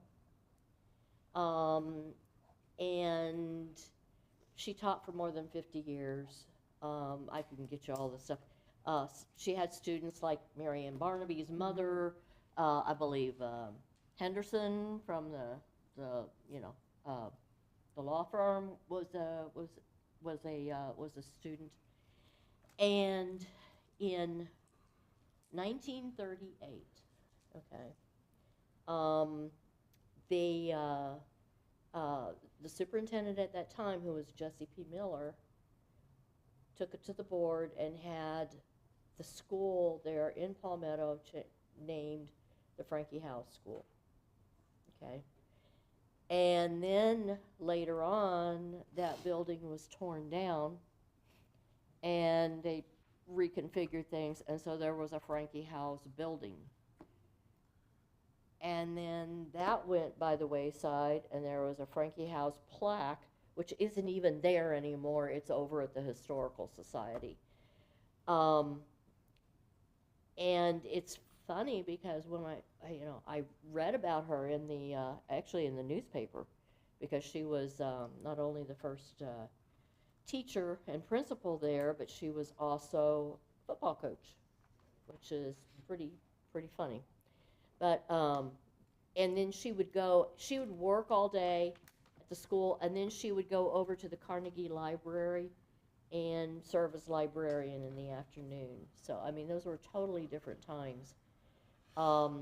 She got recognized sometime in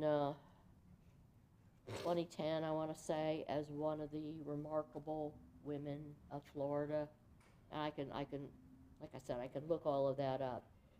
But the fact that we had a woman who some called her the mother of education in Manatee County. Other people attribute that to Electa Lee. But who was that important, that prominent, and that influential.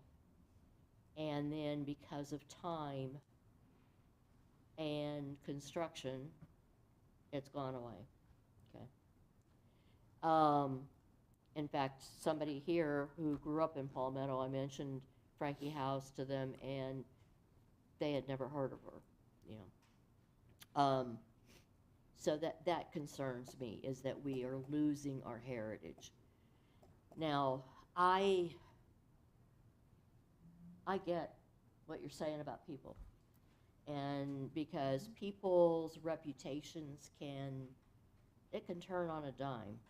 I looked at some of the names on here, and some of the pioneers are on here, but when I went to check them out, they were slaveholders, and that would be a problem. So I'm not comfortable naming a school after a living person. If they are living, they've got time to destroy their name, their reputation, and it happens.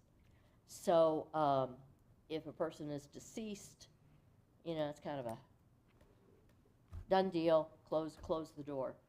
And Frankie House, she passed away in 1938 was when she had her 50th year. And back then, you could only work until you were 70.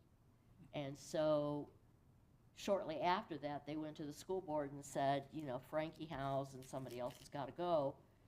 And so she went and started like a little homeschool thing. So, I mean, this woman was all about educating kids. So she died sometime in the 40s or 50s.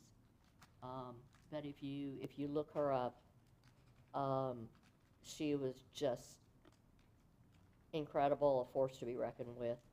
And I want to correct what we have done to her name. So Thank you. that's my 2 cents. Thank Oh, and I did like Lake Manatee because I do like locations, and I took a look, and the only bad thing about Lake Manatee is somebody might put the dam in there. Oh wow. You got to think about those things. Ms. Tatum. I'm kind of with Spray. I put a lot of thought into it. I'm not a big fan of using names, but if we're going to use a name, I like history, so I like your story, Ms. Foreman. I mean, so I'll go along with, if we're going to put one name on there, Ms. Frankie, what was her last name? Frankie House, okay. H-O-W-Z. And then I like the name Liberty. I think Freedom and Liberty would be cool. Mm-hmm. And then Lakewood. What is it? Lake Manatee. I like that too. So those are my two choices. And for the people who stood up and made comments about other very worthy people, I'm sure there are 500 people in this community that have done many, many great things. So I don't want to Absolutely. I don't want to denigrate the people that came up and made public comments tonight, and there are certainly many worthy people. Although I think that's one reason to not put names on schools is that there are probably 500, 1,000 people whose names deserve to be out there. And someone like Ms. Howe, if we're gonna use a name that's been around, her reputation has stood the test of time. If we're gonna do a name, I would prefer somebody like that whose reputation has seasoned well over the years. Let's put Thank it that way. That's great. That's a good way to put that. Great, thank you. Yeah. Gosh, yeah, I mean, there's so many, I mean, Miss Parrish is on here, and, Yeah, I and, like this. I mean, and that's another reason why,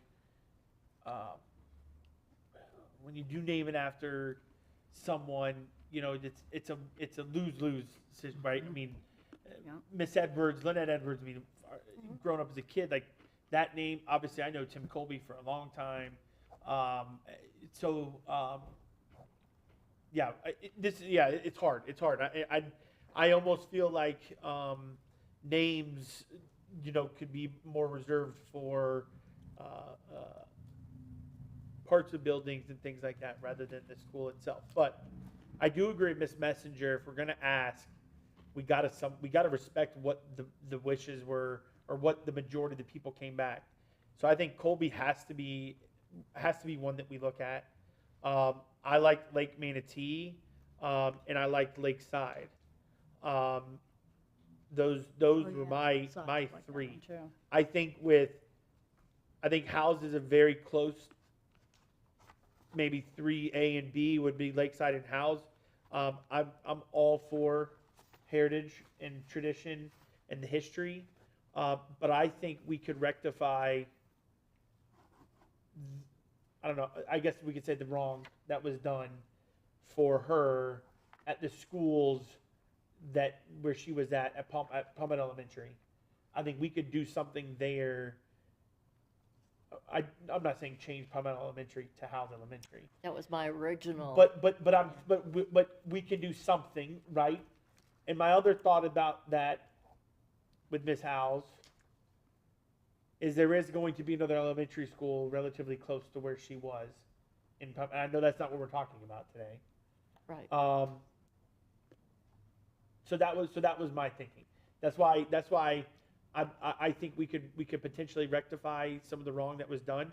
I think if she was given the school and then it was a building and then now it's nothing but a plaque and it's nowhere, that can be easily rectified. That can be restored. That historical part can be restored. So that's why I didn't have top three, because I believe we could do something just as good for her, and not this school being out east. So my three were Colby, Lake Manatee, in no particular order, and Lakeside. So, I mean, by my count. So we have four. I mean, we've got Colby, we've got Lake Manatee, we've got Howes, Lakeside, Liberty, all those. I mean, I would say probably our top three were Colby, Lake Manatee, and Howes. Is that something that the board is? I mean, does that? Are we limited to three? I mean, we're not limited to three. I guess we can whatever you. Two of us wanted Liberty. Liberty can be thrown in there as another one. That's perfectly fine. But you know, Freedom was done because of 9/11. It was right about that Right. time. Yeah. So I don't know if, and also I don't want to get political. And at this time, at this era, you know, at this time it becomes political. So, you know, just throw that out there. You know, nobody mentioned Snooty, you know. Oh, I marked off Snooty first. You know, I've always, you know. That's heritage, that's tradition. Wouldn't it be fun to go to Snoot, you know, what school do you go to? Snooty High? Snooty, yeah. So I think. I'm going to tell you, in Indiana, there's a school, Frankfurt High, and their mascot is a hot dog. A hot dog. The hot Chili. dog. And it's the little Cold. hot dog, Oh, wiener yeah. dog. The wiener dog, I'm not kidding. It is. That's funny. So. Oh, not the. Not the. Oscar Mayer. Right. So Superintendent, did we Did kind of you get- accomplish did you what get it? you wanted there? Yeah. You living it, you're going down to Colby, Liberty, Lake Manatee, Howes. Yeah. Yes, I think that's a reasonable number of names to put out that people can consider and look at. I don't know, and Mr. Dye, Mr. Penley may have an opinion. It may be appropriate to do a motion and a second and a vote for that to be the finalist names, and that way there's finality to the list. And then we I'll make a do motion. public input. You guys agree to make a motion on that, on those four? It doesn't hurt. I mean, I don't think it's necessary. All right. Oh, yeah. I have a question. If we select those as our finalists, but in this process, we get feedback and we Agreed. get 100 people that say, but what about something? I don't know. That Windows. Gina Pro. Messenger, right? I mean, come on, guys. Could happen. But like, Good. what if we got, are we limiting ourselves by saying these are our finalists? And putting, and voting on it in that manner? Well, I think how you put it out in the public, you could say these are top right now, names for consideration. Otherwise, you're going to box yourself in. Exactly. Say you're, That's my fear. Right. But perhaps we need to be boxed in, so maybe it's better Yeah. that way. Well, last time when it was Parish Community High School, there was a different name chosen, right? Yes, And then the public went crazy. yes. Okay, that could happen again, and we would be I hope not. receptive to it. I mean, we We won't be here. Oh, my goodness. When they have to wait their 6 months to switch that around. okay. I'd rather not do that. I mean, so is it better to list it as these are the three, or is it better to not list it as those three and make it more open?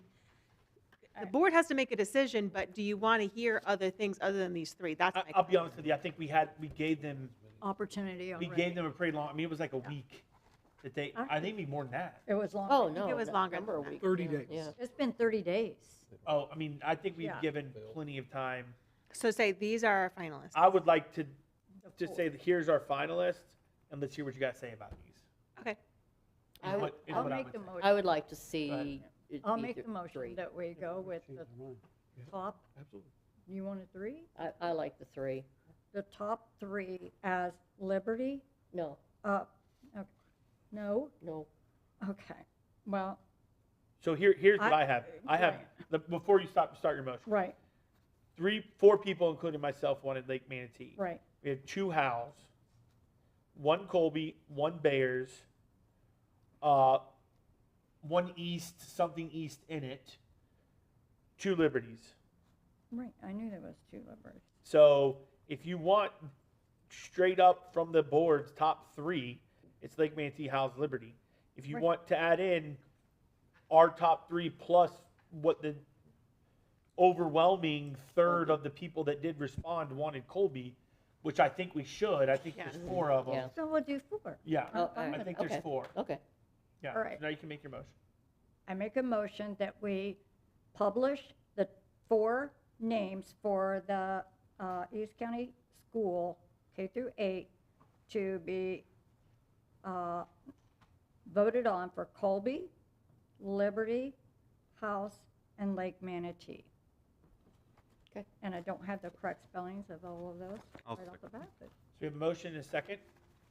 Any other further comment? I would like to say this real quick to add into this, that they to would, throw some more wrenches. Dr. Weissong, do you want direction from the board? I mean, this is the first part of the name, right? But is K8 solidify? I mean, we've seen Academy, we've seen whatever, K8, I've seen Prep. Is that something that you want from us, direction is wise, or do you believe it's whatever it is, K8? I think we're, yeah, again, the staff, we're open to the direction the board, wants to go in. I think, from a name perspective, I mean, it is our first ground up K8. So I think we've all along called it the East County K8. From a marketing perspective, the academy, prep, those other kind of derivations sometimes are attractive to families. On the other hand, this is a school that will have an attendance zone, so it's not, it doesn't have to fully recruit its students. And so I think, I think any of that, I think any of it's possible. It's just a matter of, again, as we move in this direction of K-8s, do we want to clearly brand that as different from other elementary or middle schools? Okay. But we- Thanks. Yeah, because like, I mean, we don't, Johnson, K through 8, Palmview, K through 8. I mean, for me, it rolls off better like Manatee Academy, or, I just, the K through 8, to me, Like I said, another wrench. I think that could be decided as we look into this yeah, more.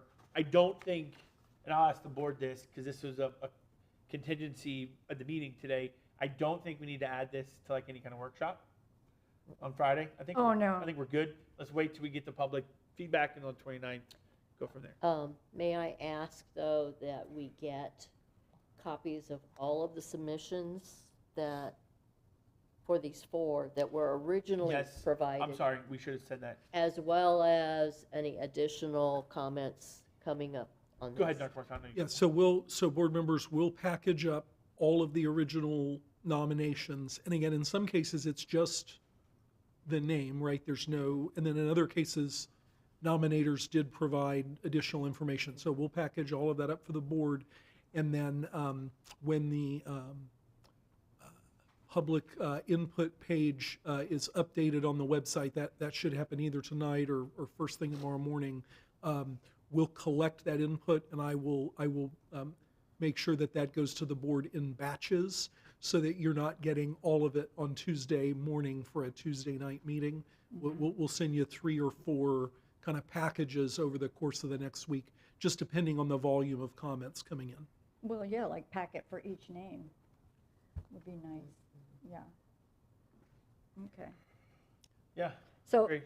so with the motion on the floor, and we're still in discussion, I guess, I would ask that the community go on and put their, Yeah. participate in this. This is your school. It's not just our school, it's everybody's school. So I would encourage everybody to put their favorites in. Okay. Yeah, agreed. All right, so that's our motion, that's our second. I don't see any more discussion. So let's go ahead and vote on the motion to put the following names out for public input for the final vote to be October 29th. We'll be closing this October 28th at 11:59 p.m. That's Colby, Lake Manatee, Howes, and Liberty. And that passes 5-0. Awesome. All right. So far. Sorry, you can come. Mr. Rinaldi wanted There was the no Mick Jagger. Rinaldi? Mick Jagger? Yeah. There's still a chance. You want me to amend the motion? All right, let's move to item number 2 under new business, which is the approval of budget amendments for July and August. Dr. Weissong? Thank you, Chairman. I recommend approval of the budget amendments for July 2024 and August 2024. So moved. I'll second. Ms. Sullivan, come on up. Good evening, Chair Cho and board members. For July and August budget amendments, there were 550 of them. That was affected by roughly 3,300 chart strings. There were 11 chart strings that were over $1 million. 7 of those were from the general fund. 4 of those were from the voted mill, where we had moved budget from a reserve cost center over to a curriculum cost center. There were 2 chart strings related to the mental health categoricals. This is where we moved contracted services budgeted for psychological services to student support services. And there was 1 chart string where we moved funds from the student FTE reserve over to cover school staff increases that were based on the 10-day count. There were also 2 other chart strings related to the capital fund. This was the local capital improvement fund, where we moved budget that was from remodeling and renovation projects that were not capitalized to capitalized object codes. And this is where the capitalized, it becomes an asset, whereas non-capitalized is like an expense on the income statement. And then there were 2 chart strings related to special revenue grants. There was the Title III ESOL and Title IV for 24-25. Thank you. You're welcome. Board members, any questions on these? I know we get them during the. Okay. Thank you. Thank you. Let's go ahead and vote on the approval to adopt. Wait a minute, that says school board policies in front of me. Uh-oh. Oh, It says That's an old one. 13.2. That's an old one. yeah. Better take that. So, need to cancel that out. Real old.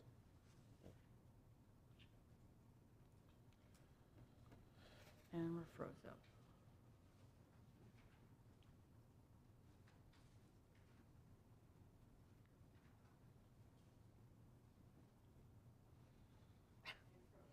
It's all right. You're fine. Who wants to do it manually? Or you got it?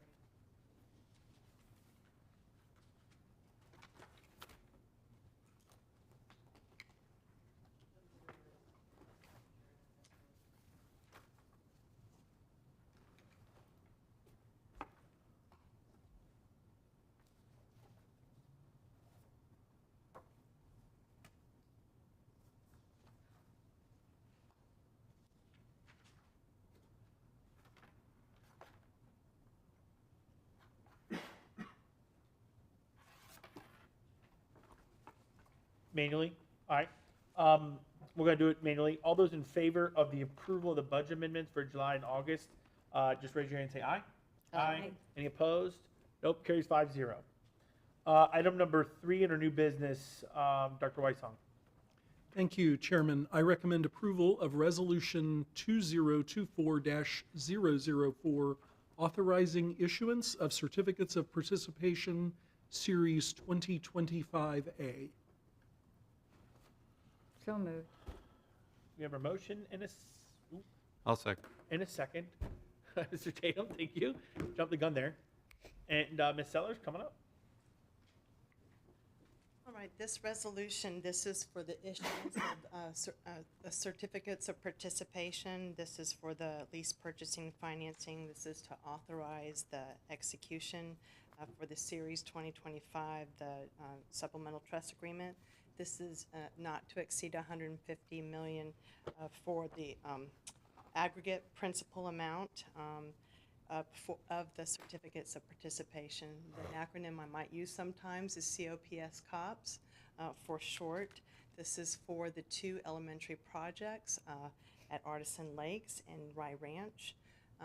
The projected opening July 2026. We've had some presentations on it, and if you guys had any questions in regards to this certificate resolution, we do have here today both the bond counsel, finance advisor, and the senior underwriters here today. They had given, they were here for when we did the presentation, but if there's any further questions, they wanted to make sure that they were available here. Oh my gosh, today. they've been here all that time. Wow. So anyhow. That's a long time. So, Actually, I have a couple questions. Uh-huh. Number one, just to make sure I understand how these work, we can only use this money for what's stated in the COPS, right? It'll say, borrow this money for these 2 schools. And project that's, descriptions. so even though, does it sit in the cap, does it go into the general, when I say the general capital fund, I mean, does it go into the capital fund, or is it a special thing that sits on the side and says, we pull money from these 2 projects from this COPS amount? It will go into the capital fund, Mhm.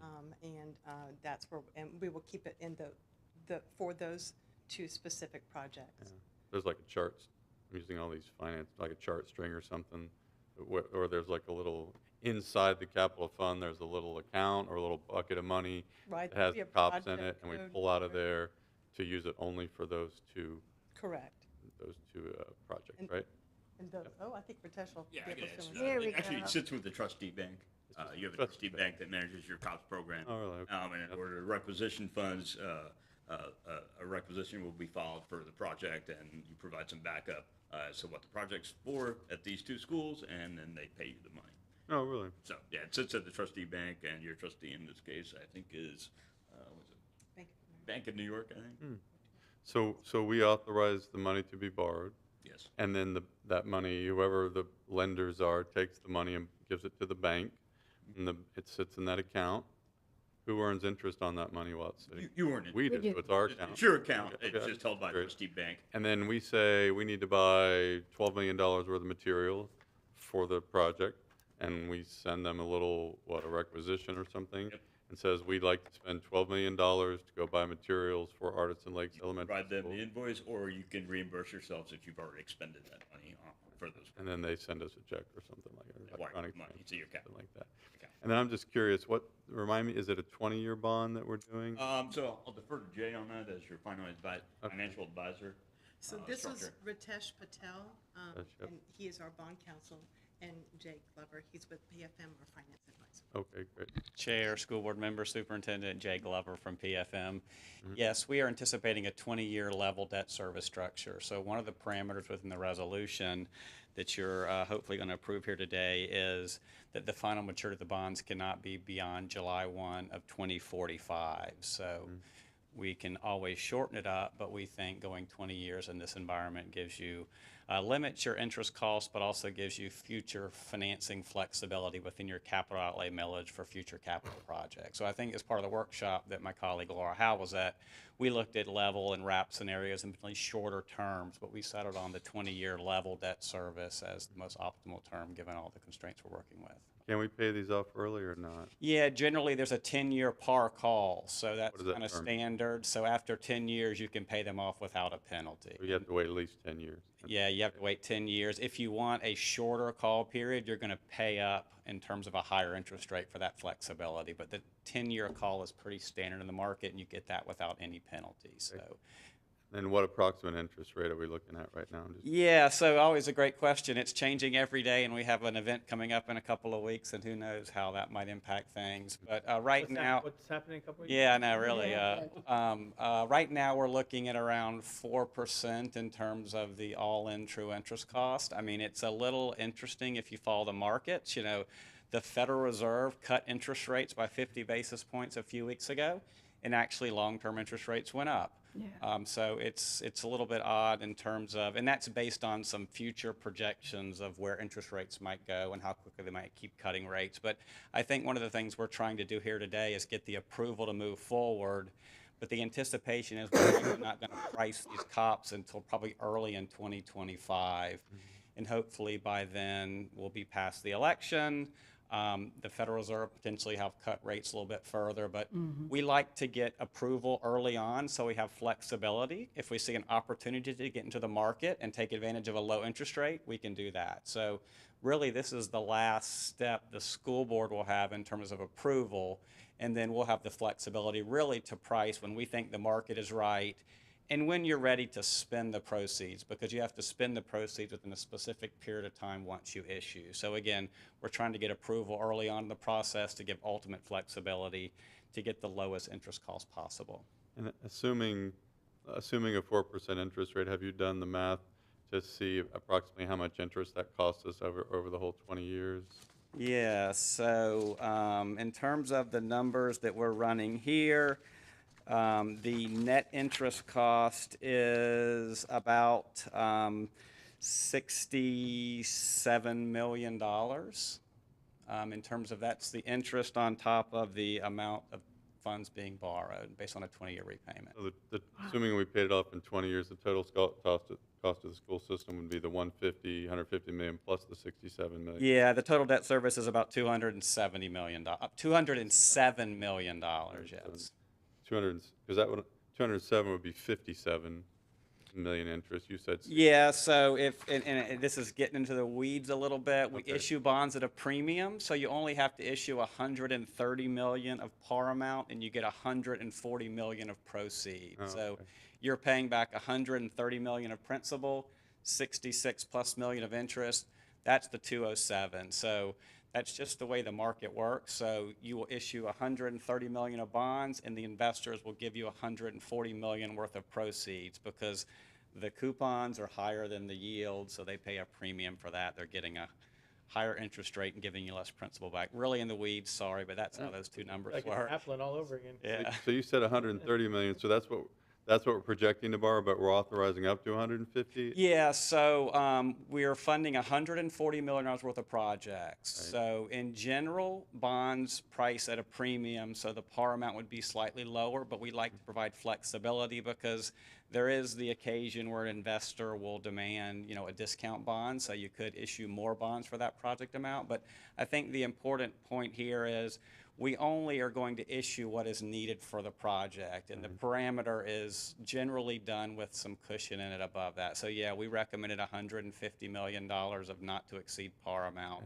but we're not going to issue up to that level. That just gives us the flexibility. In addition, we offer a not to exceed interest rate of 5%. We put parameters in there so we can move forward if we meet those parameters, but we like to come in well below those parameters. Okay. But whatever we do, somewhere around $65-67 million of interest over 20 years. Yeah, that's right. Okay. That's all the only questions I had. Thank you. Does the interest rate ever drop? Excuse me? Interest rate, does does that bond rate drop? The interest rate on that drops as the market? Well, it will move around until we actually price the bonds, but once we price the bonds, these are stuck. fixed rate bonds, Right. so the risk is off the table to you. So after the pricing, as rates go up and down, that affects the value of the bond to the investor that's holding those bonds, but the district's debt service payments are locked in really until the 10-year mark. Right. And then you likely will be able to refund this for debt service savings, just like you refinance your mortgage. Because if you think about a 20-year deal, even if rates stay the same, in 10 years now it's a 10-year deal, so you're refinancing at a 10-year mark. So Right. been doing this for 24 years. I'm not sure there's ever been a new money transaction that hasn't got refunded at some point because you are riding down the yield curve generally. And I will say in the last 20 years, we've been kind of in a downward interest rate trend. But again, it's likely that that interest cost is the max you'll ever pay because at some point after that 10-year period, your bonds are going to be refunded for debt service savings or paid off if you have excess cash to do that. Did you say refunded for debt service? And what does that term mean? Yeah, refunding is the term we use for refinancing. So issuing new bonds to refund existing bonds, which the district has done historically on a very proactive basis when we have opportunities to refund debt to lower debt service. We've done over the years. So. And then you're saying that the vote gives you the, to get the bond, the cops, but you're gonna watch the market and see when's a good time to do this. Exactly. And to That's- seal the deal. And Yeah, that could as- be January, correct? Yeah, as your financial advisor, that's one of our main jobs. We have a fiduciary relationship with you all to advise you all on when the most opportune time to enter the market is. So we come for approval well ahead of time because we Right. want to be nimble. But yeah, the likelihood is that we're not going to price this probably until sometime in January or February. But Okay. our job is to make sure we're getting you in the market at the most opportune time. It was mentioned Tom Kai, who's probably sitting behind me from Bank of America. They're your lead Okay. underwriter. They'll be the ones actually out there soliciting investors on your behalf. And Okay. we, as your financial advisor, negotiate the pricing with your staff with them. So yeah, it's a long process, but this is the last sort of formal step for the school board. And then after we price. You thought you signed a couple of documents today. For these cops, the documents are about 4 times as much. So we'll get together with you and the superintendent at some point after pricing. And we're more than happy to, after that happens, come back to you all and tell you the results of the process we went through, the final interest rate, the investors great. that bought the bonds and things like that. We, as your financial advisor, prepare a report that summarizes all that sort of post-issuance and can obviously present that to you all. We present it That to would be staff, nice. but we could Yeah. come back and do that for you all as well. Wonderful. Thank you so much. No worries. Go get those investors. And I'm just curious, who invests? Is it, can I go out and, like, if I go to the bond market and I want to buy municipal bonds, hey, look, there's Manatee County School System, or is it like private equity? I don't know that firms you can are- buy them in the primary market just because you're a member of the school board. But yeah, you can invest in municipal bonds as a retail investor. Retail investors generally will have first priority of buying bonds in these types of transactions, in particular Florida or local retail investors. And that's just in a small amount generally. who buys $140 million worth of bonds is Vanguard, Yeah. you know, Susquehanna, BlackRock, you know, these types of big institutional investors will buy large blocks of bonds. So that's who we go out and solicit orders from, but it's sort of the who's who. And then you also have separately managed accounts, which is people maybe like, you know, Edward Jones, who manages money potentially for, or a Raymond James, who manages money for, you know, wealthy individuals will buy big blocks on behalf of all of their individual customers as well. So there's a lot of different buyers, and our job is to make sure we get as many buyers as possible. It's a supply-demand game. The more demand we have for your bonds, the lower we can drive the interest cost. Great. There we go. That was it. We're solid. Everybody look at, we're solid here. Thank you very much. Appreciate Thank it. you so I know much. anyone else lit up to speak, so appreciate y'all. All right, let's go ahead. Do you have this one up there, Laura? Let's go ahead and vote on the approval of the resolution number I'm still 2024-004, frozen at the last screen. authorizing issuance of certificates of participation, Series 2025A, and There we go. Okay. that passes 5-0. So that resolution passed. I'm going to open up, close this regular meeting and open up the meeting of the Manatee Leasing Corporation. Yeah. Under the Articles of Incorporation for the Manatee School Board Leasing Corporation, the members of the not-for-profit corporation are the members of the school board. The Articles of Incorporation provide that the board of directors, unless changed by the membership, are the members of the school board. The officers are the president, vice president, and secretary treasurer. The articles also provide that the chair of the school board is the president, the vice chair is the vice president, secretary treasurer is the secretary of the school board, which is the superintendent. So that brings us to our only item under new business for the Manatee Leasing Corporation. And I make a motion for the approval of the corporate resolution number 2024-005, authorizing issuance of certificates of participation, Series 2025A. Chair making, I'll second. So move. Yep. Nope, so I motioned it. Oh, you motioned. He Okay, motioned okay. it. She seconded it. And I don't believe there's any other comments from anybody. We've talked about it, so. I actually have one question. What does this bring us up to as far as the percentage of the amount of money that we should borrow before we start hurting our, what would you call it, credit rating? Yeah, so I mentioned it before when we're looking at, you know, the structure of the financing. We look at sort of how much of your capital outlay millage is being used for lease payments. Y'all have 1.5 mils for capital. The legislature says you can use up to 75% of that for lease payments on COP, so 1.125 mils. You all are actually, with this issuance, below 0.5 mils in terms of the lease payments being used for COP. So you're well below the threshold of where you are, and it gives you a lot of flexibility for potential future capital needs. So quite frankly, you all are well below most school districts in the state in terms of where your lease payments are for. So you're in really good shape from a rating agency perspective in that category. You know, other things they look at are fund balance and other financial metrics. And honestly, I've been working with the district for many years, and I don't think there was a time where the finances weren't so good, but you've really improved and in a pretty good spot in terms of your credit ratings now. So you do have a lot of flexibility, which also helps us drive down interest costs. But long-winded answer to say you're well below the legal threshold and even well below where rating agencies get a little nervous, which is about 1 mil in terms of lease payments. You're less than 0.5 mils for lease payments. So that gives you a lot of pay-as-you-go capital for other projects on top of your debt service.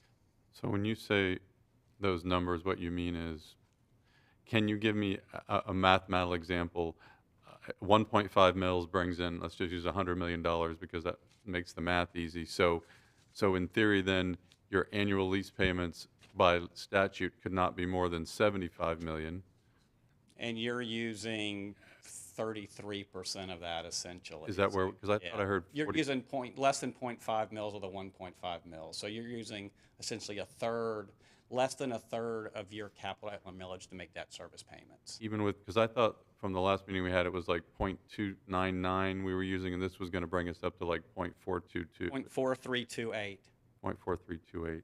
So that's just under the just under $500,000. You're still using. Yeah, and $500,000. But our credit rating would be impacted if we started getting up around 0.75 mils or something like that, or what? Yeah, I don't think your credit rating would be impacted if you got up that high. I mean, if you get closer to 1 mil, that's when the rating agencies start, getting a little bit nervous. I mean, we can go back. You used to have 2 mils for capital, sort of half of it was what you would use for debt service, so 1 mil. But they still look at about the 1 mil threshold, even though you only get 1.5 mils now. So I would suggest to you that you have a lot of capacity to fund potential capital needs moving forward on a pay-as-you-go basis as well as a COPS basis. And so the amount that you're talking about is the amount that we pay annually based on what 1.5 mils brings in. That's right. And those numbers that you're citing are, okay. So if my numbers are correct here, the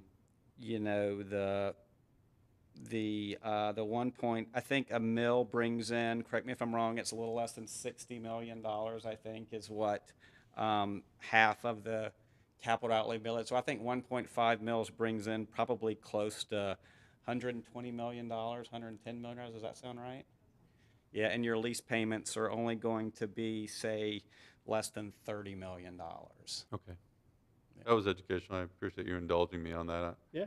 Sorry, Our school. I live and breathe this every day, so kind of getting the weeds up here is a little bit tricky. But yeah, I mean, you have a lot of flexibility and a lot less millage used for debt service in many of your neighboring and districts around the state, quite frankly. As our cost of schools keeps going up and going up and going up, someday that number is going to get to It the used to point not where. cost $70 million to build a high school. Yeah. It did cost $70 million to build a high school, not an elementary Well, I'm school. looking at 100 million now, so maybe 200 million. Anyway, that was educational for me. Thank you for indulging me in that. Thank you. All right, so we have a motion and a second for the approval of the corporate resolution for number 2024-005, authorizing the issuance of certificates of participation, series 2025A. This is not on Granicus, though, right? It is?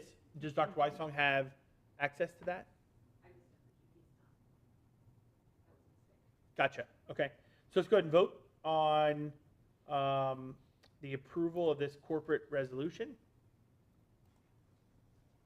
And that passes 5-0.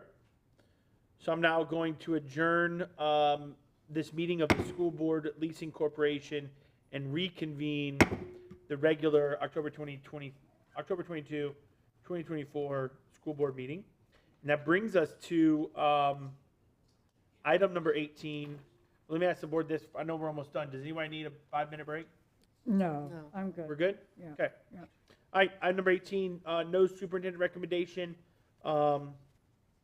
First one, under their discussion regarding the appointment of Citizen Financial Oversight Committee member. I know, Ms. Frey, you wanted to mention who we're talking about? We are talking about former Senator Mike Bennett. He submitted his resume, and I've spoke to him, and he seems very enthusiastic about joining this committee, so I think it'd be a benefit. Cool. Yeah. I just had a question. Typically in the past, the chair and the liaison interview the person. I know he's a known entity. She did. But I just want to know, like, the process is followed for every single person. She did. Okay. Yes, she did. Okay. Yeah. And she recommends him as well? Yes. Okay. Yes. I just want to be fair about it. You know, every I single agree. person that comes before us, No, we should that's have, fair. like, And the typically I same. mentioned that she had talked to him as well, so. Okay, yeah. that's all I wanted to make sure. Mm-hmm. All right, so do we have a motion? Yeah, I'd like to make that motion that we accept Mr. Bennett on the CFOC committee. I will second that.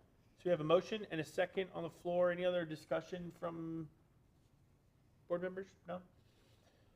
All right, so let's go ahead and vote on the approval of Senator Bennett, former supervisor of elections, for the CFOC committee.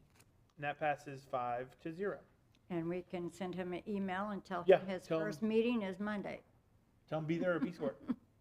All right, item number 2, under new business, is the approval of the travel expenses for school board members to attend the Greater Florida Consortium school board meeting November 7th to the 8th at Zota Beach in Longboat, not to exceed $2,000. Ms. Foreman, you have anything to Yeah, add I to just that? want to, we had already voted on this for middle of October, but that was the weekend of Hurricane Hannah, I believe. Helene. No, it was the first one. Helene. Helene. Was it Helene? Mhm. Or Helene. Debbie? I don't know. I don't know. Was it Debbie? They all run together now. They are. It's a blur. Well, Helene. no, I think it's, Helene. okay. I think it's Helene. But regardless, so it got, actually Zoda suffered some damage, so it got pushed back. And the date we selected was November 7th to 8th. I have spoken with Zoda. They're housing some linemen right now. Hmm. But yeah, they're going to, they'll be ready for guests and for our event. That should be nice to get people there for them. Yeah. Support the local. Yeah. Great. Yeah, I yeah. unfortunately cannot attend because I'm at a wedding that weekend, but bummer. If you're You in guys have town Wednesday evening, we're gonna be having Tuesday, dinner Wednesday. at, Lazy Lobster. Okay. Anyway, so. So do we have a motion? I'll move. Yeah. Right? I'll second. So you have a motion and a second to approve the travel expenses associated with school board members going to the Greater Florida Consortium of School Boards meeting November 7th to the 8th.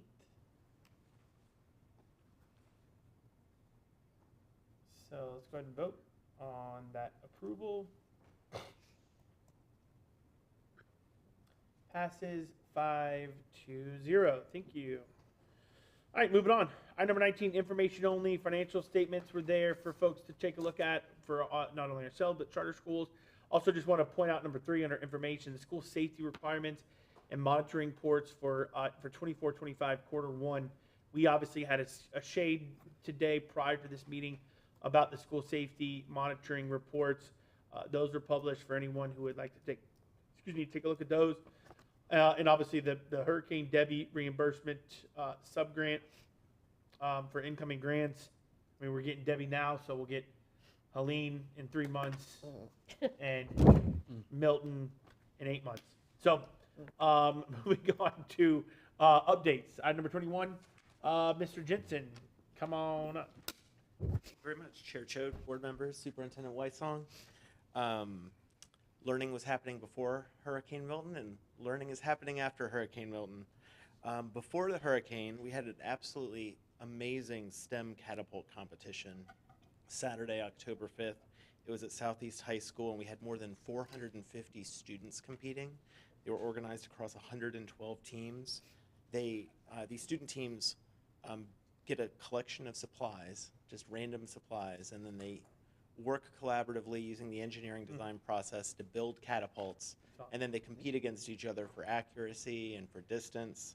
And it was just an amazing event to watch. The whole auditorium, the whole gymnasium at Southeast was just packed with parents and teachers and students. And we ended up having our first place for distance team be Barbara Harvey Elementary. And then we had our first place for accuracy team be Seabreeze Elementary. So congratulations to those teams, and congratulations to all the students who participated. And a special thanks to our STEM coordinator, Lynn Johnston, for organizing this event. It was really incredible. And of course, our STEM teachers at our schools for organizing their teams and making that Saturday really special.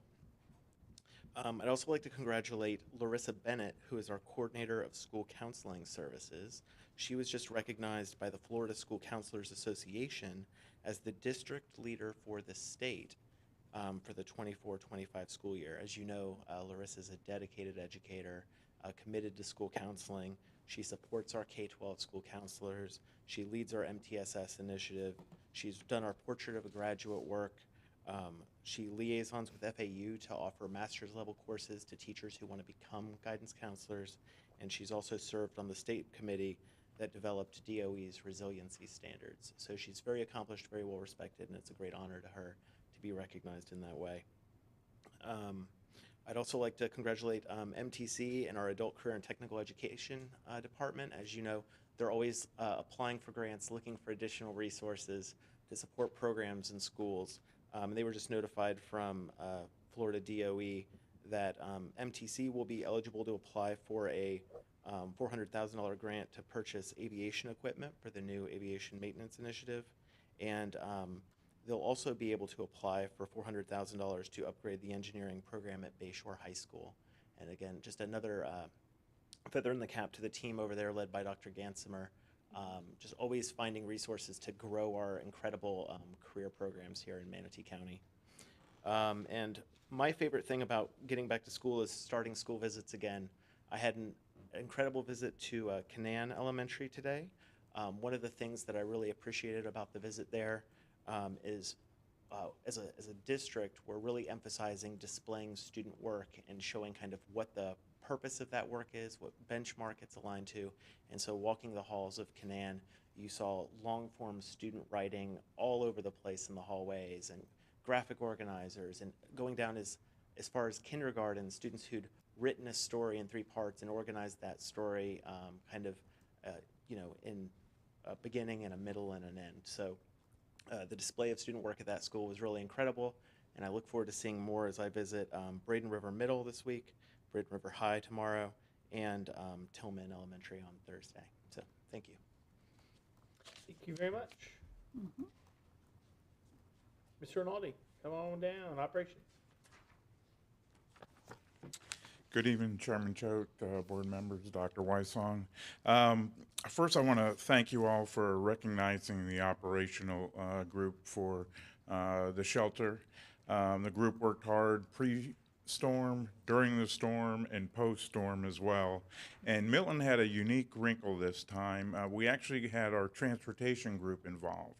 We provided 6 buses in the vacating of the shelters. So the closing of the shelters is always one of the longest tasks, and it's drawn out. There's some individuals that don't know what they're going to be going home to. There's other individuals that have other challenges. Well, we actually had 6 bus drivers who came, and we gave door-to-door service to some of our guests there.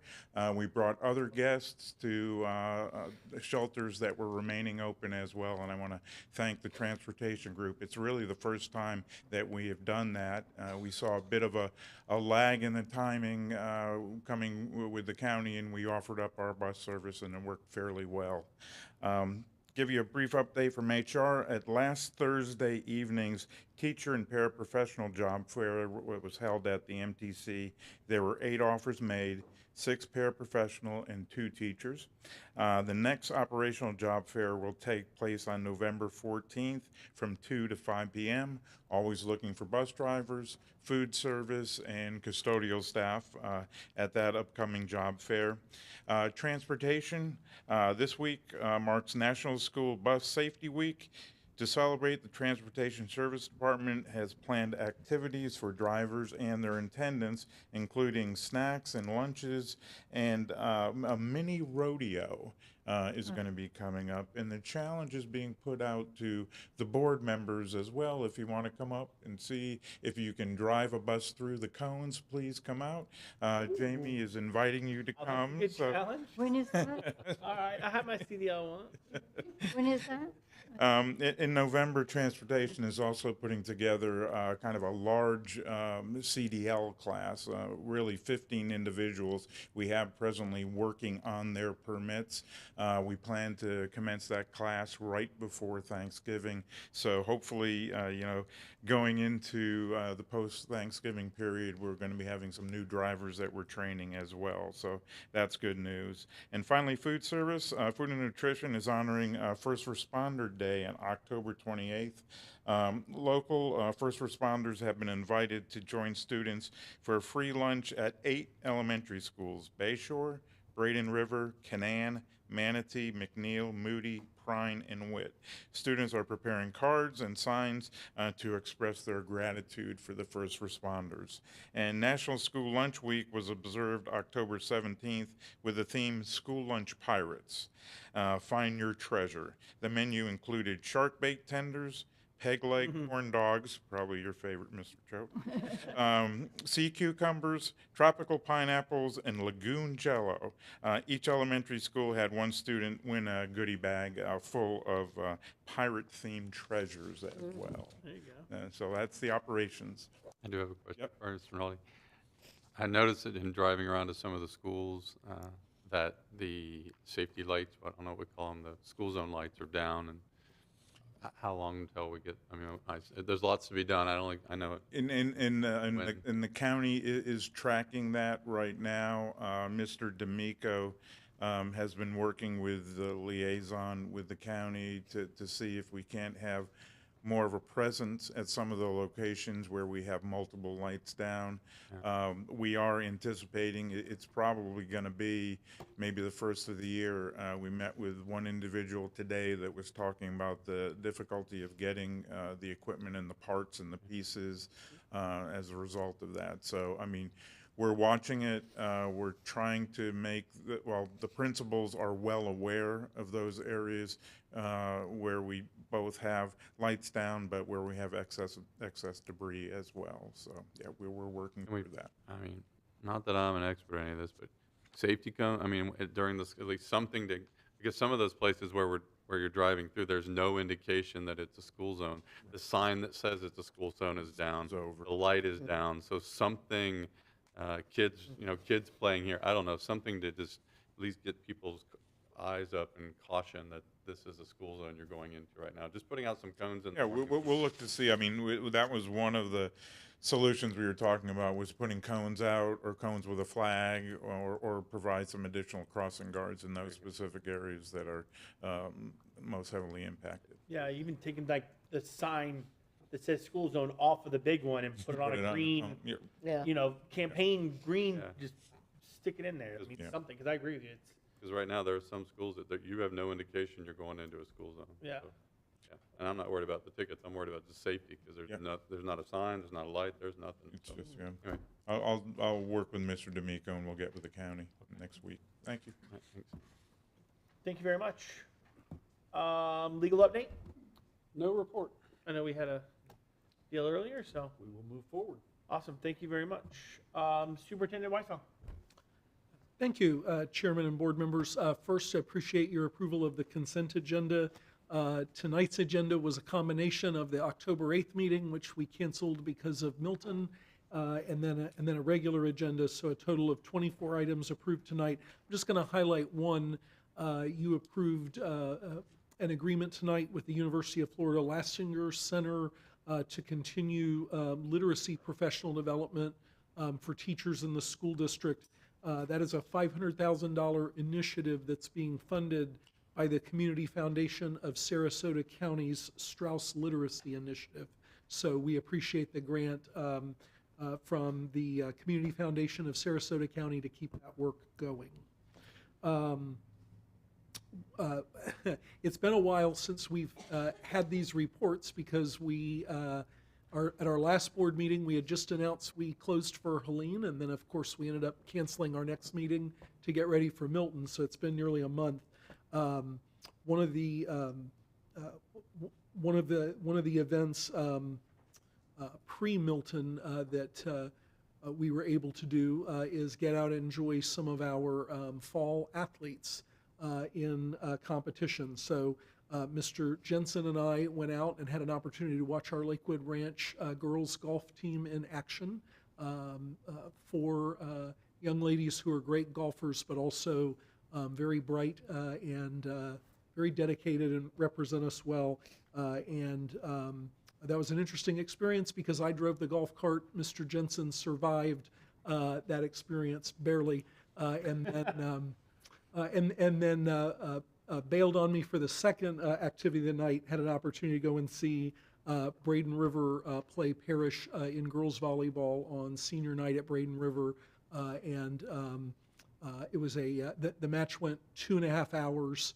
The last set was 35 to 20 or 35 to 33 because they just kept going and needed that 2 points to win. Two great teams out there competing well. Mr. Jensen mentioned the elementary catapult competition. Mr. Tatum was there for that event. Just awesome to see our students using those problem-solving and communication skills. This is an event where the students show up and they get their paper bag of items and they have to build their catapult. So I'm sure there's practice that goes on, creativity beforehand, but ultimately you've got to get it all done in one morning. So it was an exciting event. And then that same evening, that was the that was the same Saturday that Milton was announced as a tropical storm.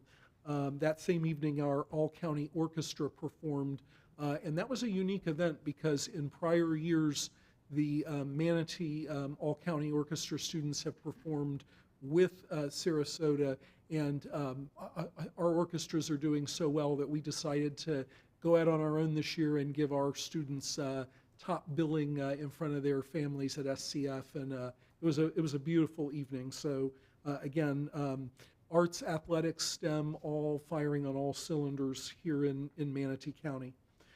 Going back, board members, to some of the post-storm activities.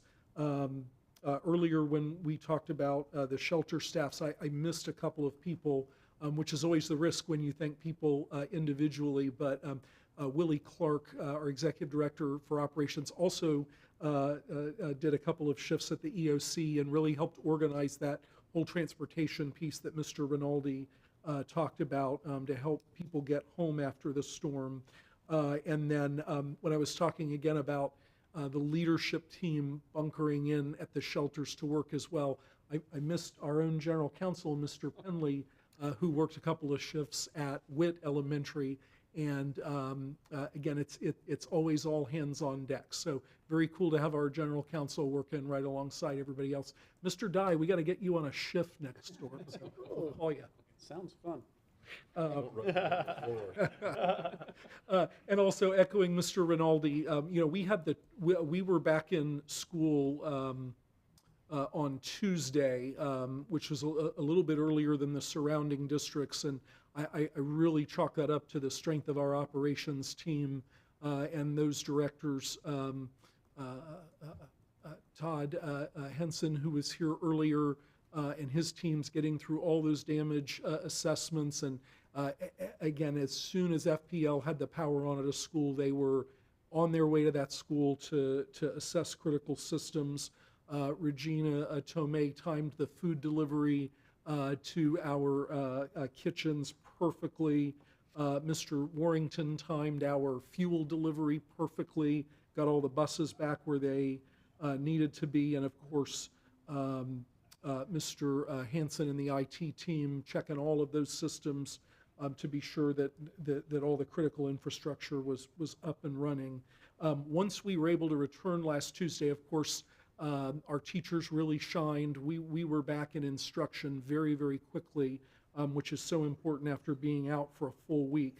But also a shout out to Dr. Breslin and our student support services team as families have come forward, with needs or being displaced from a housing perspective. Our student support services team has been right there to help out. So we've been pleased with the return, with getting right back into instruction, and then also all of these different events that are able to relaunch now. Amidst everything that was going on, we had we had district championships going on in volleyball, and Parish, Lakewood Ranch, Braden River, all in the into the regional tournament. They all play away games on Wednesday evening, so it's kind of right back to the rhythm. Two other pieces from the storm. Again, a thank you to the governor's office and the Department of Education. Governor DeSantis and Commissioner Diaz surprised 5 superintendents and districts with checks last week that are going to our respective education foundations to assist employees who were impacted. And again, even some of our principals who were shelter managers had significant damage from Helene. And we would have totally understood if they had asked to be excused for the Milton duty, but they did not. They jumped right back in, and we're tracking right now about 215 employees with significant impacts from the storms. And so the $100,000 donation to the Manatee Ed Foundation will allow that group, our direct support organization, to address some of those needs. Also of note and likely of interest to families is we are working as a leadership team in conjunction with various stakeholders, including the Manatee Ed Association and ASME, to work on a solution related to makeup time. There is time that needs to be made up, and we hope to have an announcement about that either by the end of this week or the beginning of next week. We know that families are anxious to learn that plan. It's very complex, calculating all the hours and all the minutes at each school and making sure we're in compliance not only with state law, with state regulations, accreditation standards. There's a lot of moving parts. And then, of course, we have to make sure that our proposals are in line with our collective bargaining agreements and other pieces. So we'll give an update to the board and the community again either later this week or the very beginning of next week. Like Mr. Jensen, school visits are a high priority. Prior to the storms, Mrs. Messenger and I visited Freedom, Mr. Tatum and I at Terra, both schools doing great. I've also had an opportunity to visit Samoset and Gullet, and then the vice chair and I were at Manatee Elementary this morning, and then I'm spending some time later this week at Daughtry and Hale. So we are out and about, and again, we saw great instruction today at Manatee L, and we know that's happening all over the district. Finally, board members, just for transparency, I have called a special school board meeting next Tuesday, October 29 at 5 p.m. That has been publicly noticed. The purpose of that meeting is to finish catching up from all of the disruptions. And so in addition to finalizing the East County K-8 formal name, there'll be some consent agenda items mostly related to facilities, and then some other pieces in new business related to HR and job description revisions. So look forward to seeing you all Friday at the workshop and then next Tuesday at the special board meeting. Thank you, Chairman. Thank you very much. Appreciate it. Nice rundown. Board comments. Mr. Tatum, Ms. Foreman, Ms. Messenger, Ms. Spray, and myself. Mr. Tatum, you're up. All right, it's late, so I'll be brief. Safety, just like I was talking about school zones and debris, a lot of that stuff's still on the street.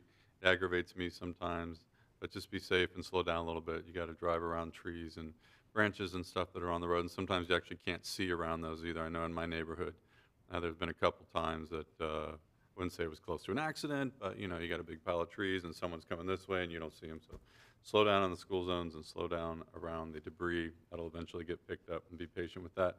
As we're coming up on Veterans Day, there's a gentleman who runs a great local organization in town. It's called the Long Walk Home. This gentleman previously has walked across the whole United States barefoot. He did that a number of years ago, and his organization is on a mission to stop veteran suicide. He offers self-empowerment courses, suicide prevention workshops, and community building events, and he's walking across the country again now. He's out there doing it. So it might be interesting, like as a civics or a social studies class, you can track him on his map and watch where he's going and maybe even interact and communicate with him. It might be fun activity for Veterans Day to track. His name is Ron Zaleski, so that would be an interesting thing to look at for an educational opportunity as we come up on Veterans Day.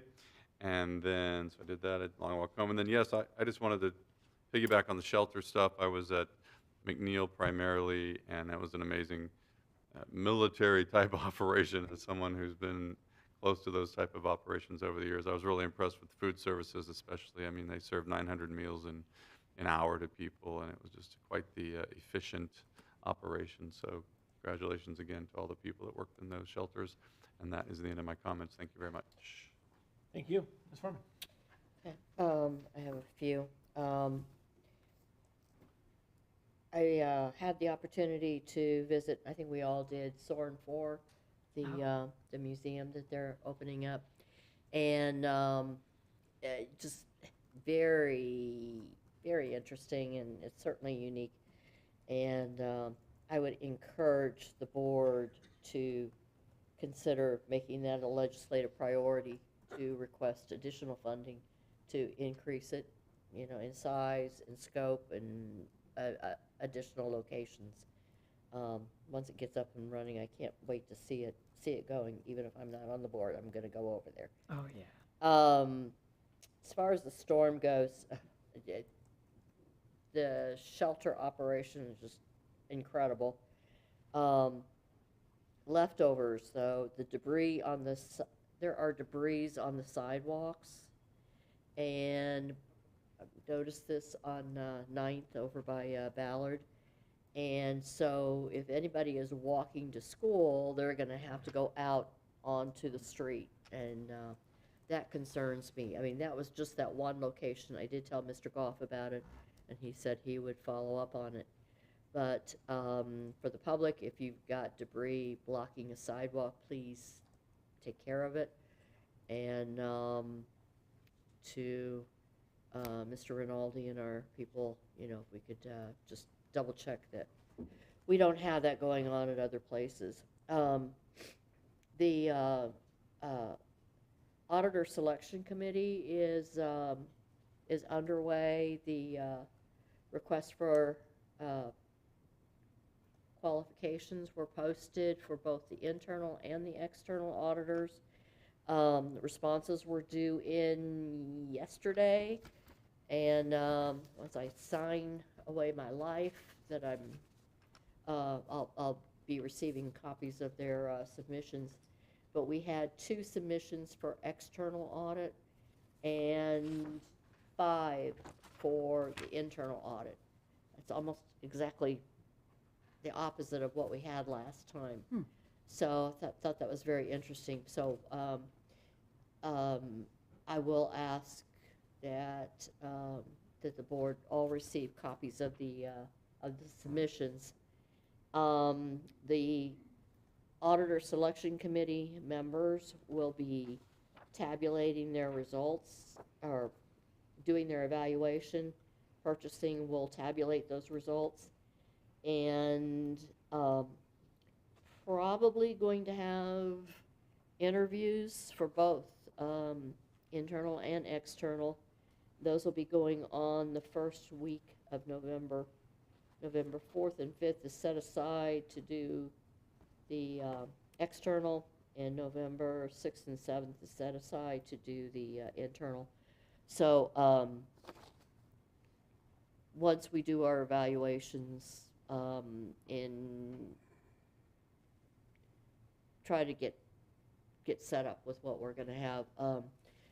I think it would be, since the board will be voting on this, board approval for the selections is scheduled for November 12th, but I would ask that you attend the presentations. So I'll make sure that you get that. The invites, yeah. Yeah, get the invites, yeah. I'll be the only board member that can vote, but then the rest of the committee is made up of the audit committee and one member from CFOC. So. Right. So, yeah. So I think we got a good group to evaluate them. And that's all I have. It's been a long day. So, thank you. Thank you. Ms. Frank? I mean, Ms. Messenger. Can't leave her out. Didn't want to skip you. Um, So sorry. I don't really have much to add other than, I want to thank all the employees that, as has already been stated so many times, that worked and so hard to support our community by being at the shelters. So I really want to just thank everyone for that. Other than that, it's early voting started yesterday. Please go vote. Early voting ends November 2nd, and then election day is November 5th. But please just go vote. That's it. Called Bank Your Vote. Thanks. Go vote. Now, Ms. Frank. I don't have a whole lot to add either. I like that we got through the initial part of naming the new school. I remember when they went through the parish, it was a lot. So this is nice that we have at least those 4 options. And again, I would encourage people to go on our website and cast their vote or opinion of what they would like. there are some people who have retired. I want to say thank you for, serving our district. And that's just about it. My day started very early at Manatee L. And looked at the pre-Ks and all the way to the fifth graders, and it was, what was it, Nacho Taco Day. Makes you hungry every time. So, but anyway, thank you to all the staff for everything they did today too, because it's been a long day for them as well. First off, just, thoughts and prayers go to everybody who's still dealing with aftermath of Helene and then Milton. And thank you to obviously Dr. Weissong, you keep us in the loop about everything going on during all the storms and things like that. But thank you to your leadership and your staff, and I mean for our schools to be ready, and you drive by the schools, and sure there's some debris and stuff, but everything's there and ready to roll. And I mean, our staff is phenomenal, and obviously we only brought up a very small percentage that helped in the shelters, but I mean, you think about it's amazing that you leave your families or you bring your families to a shelter to help other families instead of vacating to wherever they could have vacated to, right? So really, really, really appreciate it. But that's what community is all about, is taking care of each other. I want to say, so there's really quickly referenced, and just so people are aware, so Edward Jones did partner with EverFi and create some financial literacy free courses that kind of help fill in the curriculum gaps in the curriculum. And so that's something, another thing that Edward Jones is teaming up with for educational purposes. It's already in Miami-Dade, Broward, I think Lee, Charlotte. We just have started it, and it's free to the districts. And we're trying in Sarasota as we speak right now. So obviously financial literacy is what we do, and so it's near and dear. And I know we're going to be approving that curriculum here in the next meeting, actually. Yeah. So just something else that we're giving back to. Lastly, Ms. Messenger, you're right. Vote. Early voting started yesterday, correct? And we know vote yes on 7. It's working, and let's keep it going. But get out there and vote. Crazy long ballot. I saw the scenes. If you have the sample and you've seen it, don't get voter fatigued. Keep on going all the way to the back to where 7 is. So appreciate everybody that put time in today. I know seems like it's been forever, but when today's meetings were long, we had some shades and some things, but it was good. We'll see everybody again on Friday. And to that, we are adjourned. Have a good rest of the week.